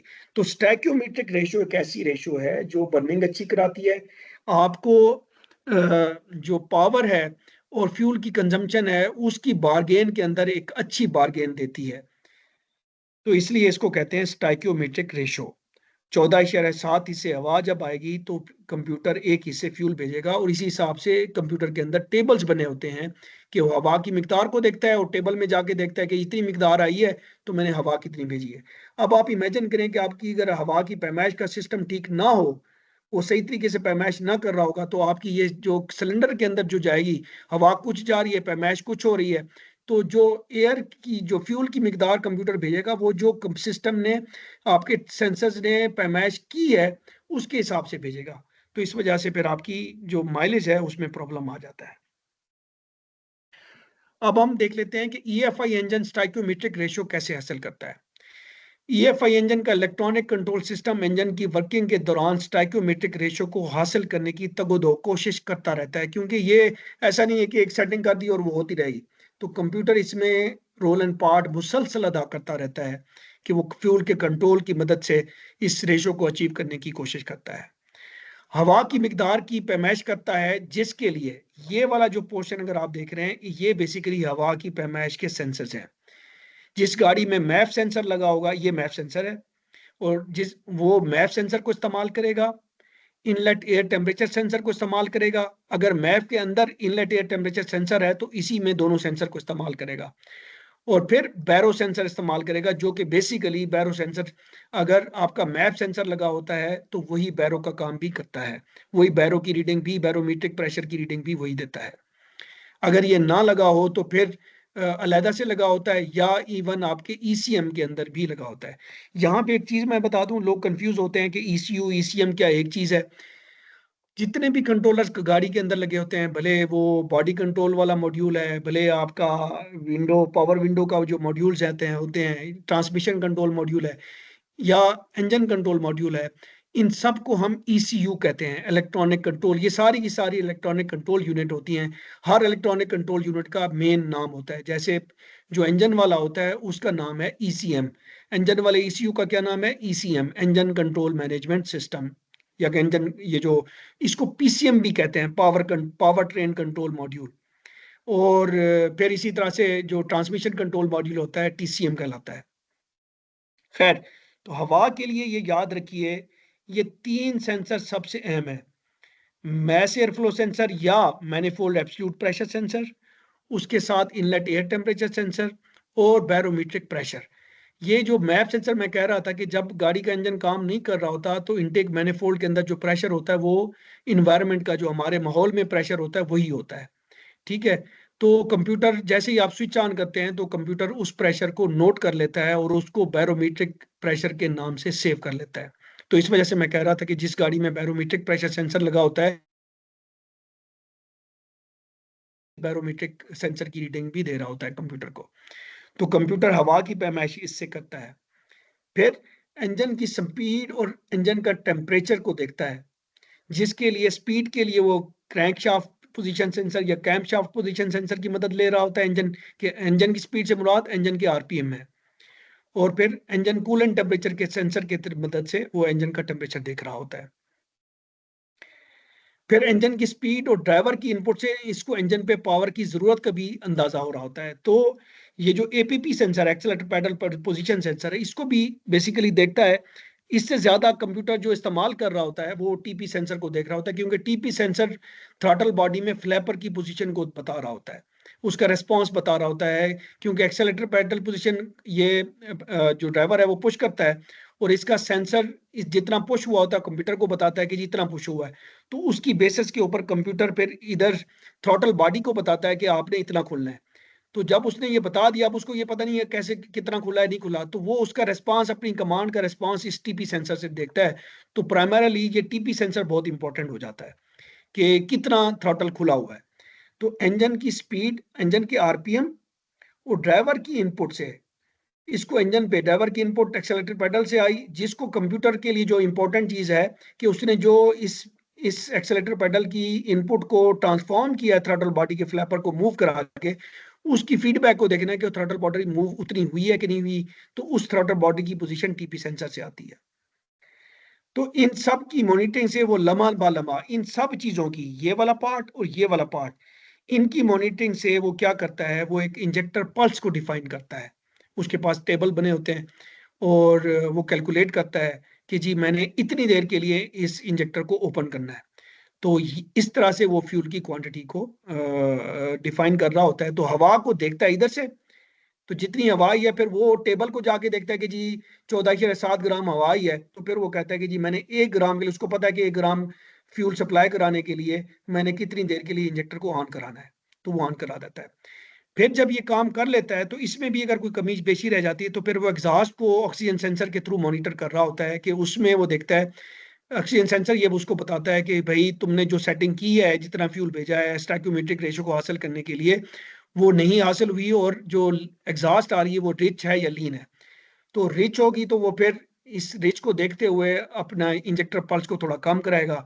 अगर लीन होगी तो फिर वो कहेगा इसका मतलब है मुझे थोड़ा और फ्यूल ऐड कराना चाहिए, तो वो इंजेक्टर पल्स को बढ़ा देगा। तो इसको हम कहते हैं कि वो डिफाइंड पल्स विड्थ को रिफाइन करता है किसके जरिए? ऑक्सीजन सेंसर के जरिए।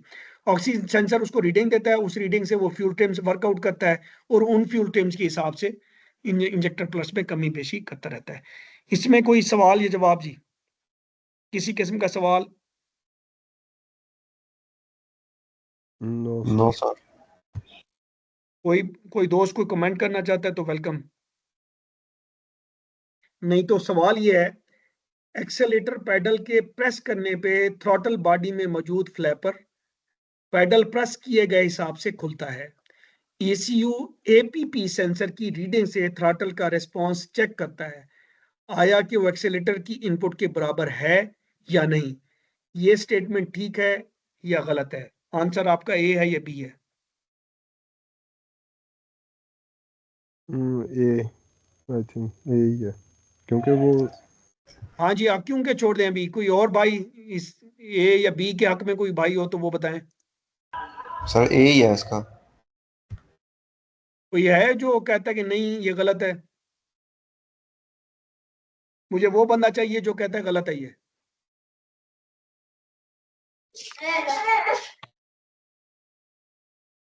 हाँ जी, कोई बताएगा? सर अस्सलाम वालेकुम, माजरत नदीम अर्ज कर रहा हूं सर। सर वालेकुम अस्सलाम, सर कैसे हैं आप? खैरियत से हैं? माजरत मैं बहुत लेट इसमें शामिल हुआ तो सर। कोई पिछली इशू नहीं है सर, इंशाल्लाह आपको मिलेगी, रिकॉर्डिंग मिलेगी। सर वो स्लाइड दिखाइएगा जिसपे आप क्वेश्चन कर रहे हैं सर। सॉरी मैं सर एक सेकंड निकालता हूँ, मैं जरा अटेंडेंस भी डाउनलोड फ्रेश कर लूँ। Sorry sorry. एक्सेलेटर पैडल के प्रेस करने पे थ्रॉटल बॉडी में मौजूद फ्लैपर पैडल प्रेस किए गए हिसाब से तनासब से खुलता है। ECU APP सेंसर की रीडिंग से थ्रॉटल का रिस्पांस चेक करता है, आया कि वो एक्सेलेटर की इनपुट के बराबर है। गलत हो जाएगा। गलत है सर, गलत है। ये बिल्कुल बिल्कुल गलत है, बिल्कुल जी, गलत। बिल्कुल बिल्कुल गलत है जी, बिल्कुल। ये टीपी सेंसर से चेक करेगा। हाँ जी हाँ जी हाँ जी हाँ जी। ये टीपी मैंने से अभी मैं तकरीबन 4-5 मिनट लगाए हैं इसी बात के ऊपर कि बयान। जो इस काम के लिए जो ECU है वो बेसिकली TP सेंसर को बड़े गौर खौज से देख रहा होता है और उसी की इनपुट पे रिलाय कर रहा होता है। हाउएवर एक्सेलरेटर वो है जो ड्राइवर की इनपुट है और वो इनपुट कंप्यूटर में जाती है, फिर कंप्यूटर ने ऑपरेट कराना है थ्रॉटल के फ्लैपर को। अब कंप्यूटर ने कमांड तो दे दी कि थ्रॉटल का फ्लैपर इतना खुल जाए, लेकिन उसको पता नहीं होता। तो उस रेस्पॉन्स अपनी कमांड के रेस्पॉन्स को देखना होता है कि थ्रॉटल बॉडी क्या रेस्पॉन्स दे रही है, तो वो TP सेंसर से देखता है। ठीक है जी। जी सर, बिल्कुल ठीक है। तो मेरे ख्याल में सर छोटा सा मेरा सवाल। जी सर। सॉरी सर, एक छोटा सा सवाल है कि जो थ्रॉटल बॉडी के ऊपर कूलेंट के 2 पाइप होते हैं, माजरत हो सकता है टॉपिक से रिलेटेड ना हो, वो उस कूलेंट का क्या मकसद है? थ्रॉटल पे दिया होता है सर मोस्टली। सर आपने चूंकि थोड़ा नहीं ज्यादा लेट ज्वाइन किया, हमने इस पे डिस्कशन की है। हाउएवर उसमें हमने बात ये की है जी कि उसका मकसद ये है कि उसके अंदर आइसिंग ना हो। ये बेसिकली जो ठंडे इलाके होते हैं बहुत ज्यादा, उनके अंदर ये इसकी रिक्वायरमेंट होती है। यहाँ पे ठंडे इलाकों में थ्रॉटल बॉडी को गर्म रखना ताकि थ्रॉटल में आइसिंग ना हो। जब हवा गुजर रही होती है ना सर, और बाहर का एनवायरनमेंट का टेम्परेचर कम है और हवा का टेम्परेचर भी कम है और ये मेटेलिक बॉडी है, तो यहाँ पे फिर आइसिंग के चांसेस बहुत ज़्यादा बढ़ जाते हैं। तो जो हमारे यहाँ के इलाके हैं उनमें अगर इनको ब्लॉक भी कर दिया जाए, कुछ मैन्युफैक्चर ने, मैंने सुजुकी कल्टस न्यू शेप में देखा है कि उन्होंने ये दिया ही नहीं है, प्रोविजन है बट उन्होंने ये पाइप दिए ही नहीं है। थ्रॉटल बॉडी ऐसी दी है जिसके अंदर कूलेंट वाला सिस्टम है ही नहीं, तो उन्होंने बचत कर ली अपनी। लेकिन मोस्टली जो मैन्युफैक्चरर हैं जो डिजाइन शुदा है उसी के हिसाब से दे रहे होते हैं, तो उसमें वो लगे होते हैं। तो हमारे पाकिस्तान जैसे इलाके में इसकी जरूरत है सच नहीं है। सॉरी सर, सम टाइम ऐसा होता है कस्टमर बता रहा होता है कि ना कूल जो है इंजन स्टार्ट जो होता है फर्स्ट टाइम सुबह सुबह, तो आरपीएम डाउन नहीं करता, तो पता चलता है कि उसके थ्रॉटल वाले ये पाइप बंद थे। इनसे कोई ताल्लुक है इसका, कोई टेम्परेचर के मतलब का सुबह सुबह आरपीएम डाउन नहीं करता? सर पाइप बंद हो। उसमें डिपेंड करता है सर, क्वाइट पॉसिबल है ये वो इस वजह से होगी कि हवा का जब टेम्परेचर डाउन होगा ना सर, हमने डेंसिटी आगे हमने वैसे पढ़ना है इसके ऊपर, उससे हवा के टेम्परेचर की वजह से हवा की डेंसिटी बढ़ जाती है। तो होता ही है, सर जब बहुत डेंसिटी शुक्रिया। बढ़ जाती है इसका मतलब है कि हवा मोटी हो गई है। ठीक है सर। जी सर। तो हवा का टेम्परेचर, जबकि मुझे वैसे इस बात में ठीक नहीं, क्योंकि temperature sensor generally throttle body से बहुत पीछे लगा होता है, तो वो टेम्परेचर आने वाली हवा का मेजर कर रहा होता है, ना कि थ्रॉटल बॉडी के अंदर की हवा का मेजर कर रहा होता है। तो जब उसको टेम्परेचर का नहीं पता चलेगा तो वो इस वजह से नहीं कर रहा होगा सर। ये हो सकता है कि मैकेनिकली जो उसका आईएसी वैल्व अगर उसमें लगा हुआ है उसमें कोई प्रॉब्लम आ रही हो, ठंडा होने की वजह से उसका मटेरियल सिकुड़ता हो जिसकी वजह से कोई इशू हो, या मोस्ट लाइकली उसमें आईएसी के अंदर जो गंक आ जाता है, मट्टी आ जाती है, उसकी वजह से आरपीएम उसके मसले करते होंगे। अदरवाइज मैं नहीं समझता कि हमारे मुल्क में इस कूलेंट की वजह से थ्रॉटल बढ़े। और दूसरी चीज़ ये है कि फौरी तौर पे अगर आप देखें ना सर, कि स्टार्टिंग के वक्त तो टेम्परेचर ठंडा ही होगा जो होगा। ठीक है सर। तो ये जब हवा बेसिकली गर्म इलाकों में डिज़ाइन इसलिए किया कि जब हवा गुजरती है ना सर एक ठंडी बॉडी में से, और वो हवा भी ठंडी हो, तो वो वहाँ पे फिर आइसिंग क्रिएट करेगी सर, क्योंकि उसके अंदर ह्यूमिडिटी भी होती है, और वो जब ठंडियों की बॉडी के साथ लगेगी तो वहां पे बर्फ बनना शुरू हो जाएगी बॉडी के, थ्रॉटल बॉडी के अंदर। प्राइमरीली ये है सर, कुछ ना कुछ इफेक्ट आ सकता है जो बात आपने की है उसका, लेकिन बहुत कम मैं समझता हूँ। हो सकता है मैं गलत हूँ सर। बहुत अच्छा सर शुक्रिया, जी, आप एक चलें और उसी पे। इसमें मैं इजाफा हो सकता है हो इसके अंदर, अगर आईएसी जोन सा वाल्व यूज़ हो रहा है, अगर वो थर्मोडायनेमिक्स प्रिंसिपल पर हो कि जब वो ठंडा हो जाए उसका मटेरियल, तो वो ठंडी हवा को डिटेक्ट कर वो ज़्यादा जाएगी उसमें, जिसकी वजह से आरपीएम उसके मतलब अप होंगे। वो जैसे हवा गर्म हो जाएगी, इंजन गर्म हो जाएगा तो हवा गर्म होगी, तो उससे इसके आरपीएम अपने आइडियल देखिए, नॉर्मल में आ जाएंगे। अगर आप सर से पूछे ना, जो आप बात कर रहे हैं, जो प्राइमरीली जो डिज़ाइन है वो ये है कि उसने आईएसी ने हवा को बाईपास कराना है, थ्रॉटल से बाईपास करना है ना उसने। थ्रॉटल से हवा नहीं जाती बल्कि आईएससी से जाती है आइडल के टाइम के लिए। ठीक है, जी सर। कि थ्रॉटल फ्लैपर बंद है। तो मेन जो डिजाइन जब होगा, आईएससी डिजाइन होगा, तो उसकी मेन जो कंसीडरेशन है वो क्या होगी कि उसने हवा को बाईपास कराना है। उसमें टेम्परेचर वाला पार्ट बाद में आता है। तो थर्मोडायनेमिक्स का इफेक्ट आ सकता है कि उसका स्प्रिंग है, मिसाल के तौर पे स्प्रिंग वाला है या मोटर है, उसमें किसी किस्म की इवन आपकी रेजिस्टेंस भी चेंज हो जाती है, लेकिन वो ऐसी कम पार्ट हैं कि इस तरह के इतना सोफिस्टिकेटेड पार्ट वो नहीं होता कि उसको टेम्परेचर इतना इफेक्ट कर जाए। तो मेरी अगेन अंडरस्टैंडिंग यही है। जो जरिए आप बेटा आप बात कर रहे हो ना वो बहुत रिमोट है, बहुत दूर है। ठीक है। हाँ, डायनामिक्स जो थर्मोडायनामिक्स में जब आप बात करते हैं तो आपको ये कंसीडरेशन, ये चीज़ें देखनी होती हैं। हाउएवर इस पार्ट के केस में this is quite not possible जिसको कह लें। जी सर, ओके कोई सर। और चीज़? Thanks sir, continue sir, next page पे। नेक्स्ट पेज सर, मेरे ख्याल में मैं हिम्मत मेरी ख़त्म हो गई है। जो नेक्स्ट पेज था ना सर, उस पे हमने इन सिस्टम को, इनटेक केयर की पैमाइश के सिस्टम को बहुत डिटेल में बात करनी है इंशाल्लाह। इंजन इग्निशन सिस्टम को मैं जस्ट स्लाइड को गो थ्रू करा देता हूँ आपको, लेकिन मेरे ख्याल में अगला इंशाल्लाह संडे पे इस पे बात करेंगे। इसमें हम बात कर रहे हैं कि हवा की पैमाइश का जो सिस्टम का मकसद क्या है, और फिर हवा की पैमाइश में क्या क्या चीज़ें अमल दखल आती हैं, और उसमें सेंसर्स का क्या काम होता है। और फिर हम आगे बात करते हैं फिर स्पीड डेंसिटी सिस्टम क्या चीज़ है, एयर मास सिस्टम क्या चीज़ है, इनमें फ़र्क क्या है, इनमें सेंसर्स का क्या फ़र्क है, और फिर ये कैसे हवा की पैमाइश करते हैं कि हवा के वज़न को कैसे मापा जाता है। और फिर जब हवा का वज़न माप लिया जाता है तो फिर इंजेक्टर पल्स विड्थ कंप्यूटर कैसे डिफाइन करता है, उसके लिए क्या फार्मूला इस्तेमाल करता है कंप्यूटर ब्रॉडर सेंस में, और उसमें क्या सेंसर रोल पार्ट अदा कर रहे होते हैं।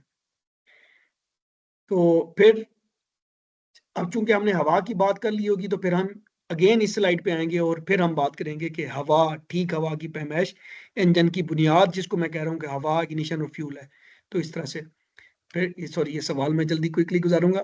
फिर ईएफआई इंजन इग्निशन सिस्टम में कुछ डिटेल में थोड़ी सी बात करने की कोशिश करेंगे, और कुछ ग्राफ्स के ऊपर बात करेंगे कि इग्निशन एडवांस के ऊपर उसका क्या ताल्लुक होता है, नॉक के साथ क्या ताल्लुक है, पावर के साथ क्या ताल्लुक है, और फिर इग्निशन एडवांस का ईसीयू में जो टेबल होता है वो किस किस्म का होता है और किस तरीके से वो इसमें से अपना एडवांस की वैल्यू यहाँ से टेबल पे से पिक करता है।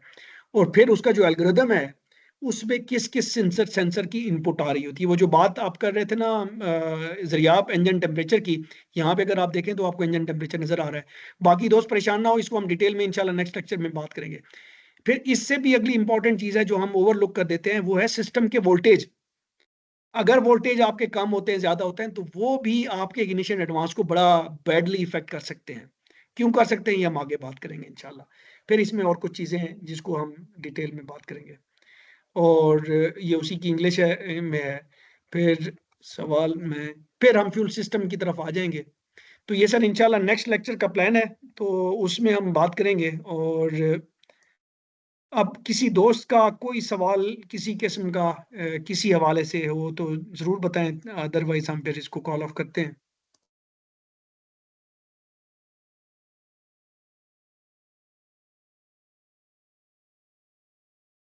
हाँ जी, कोई दोस्त किसी किस्म का कोई सवाल? No sir. चलें, थैंक यू वेरी मच जी। और मैं अभी क्या कहते हैं रिकॉर्डिंग को स्टॉप करता हूँ। अच्छा, इसमें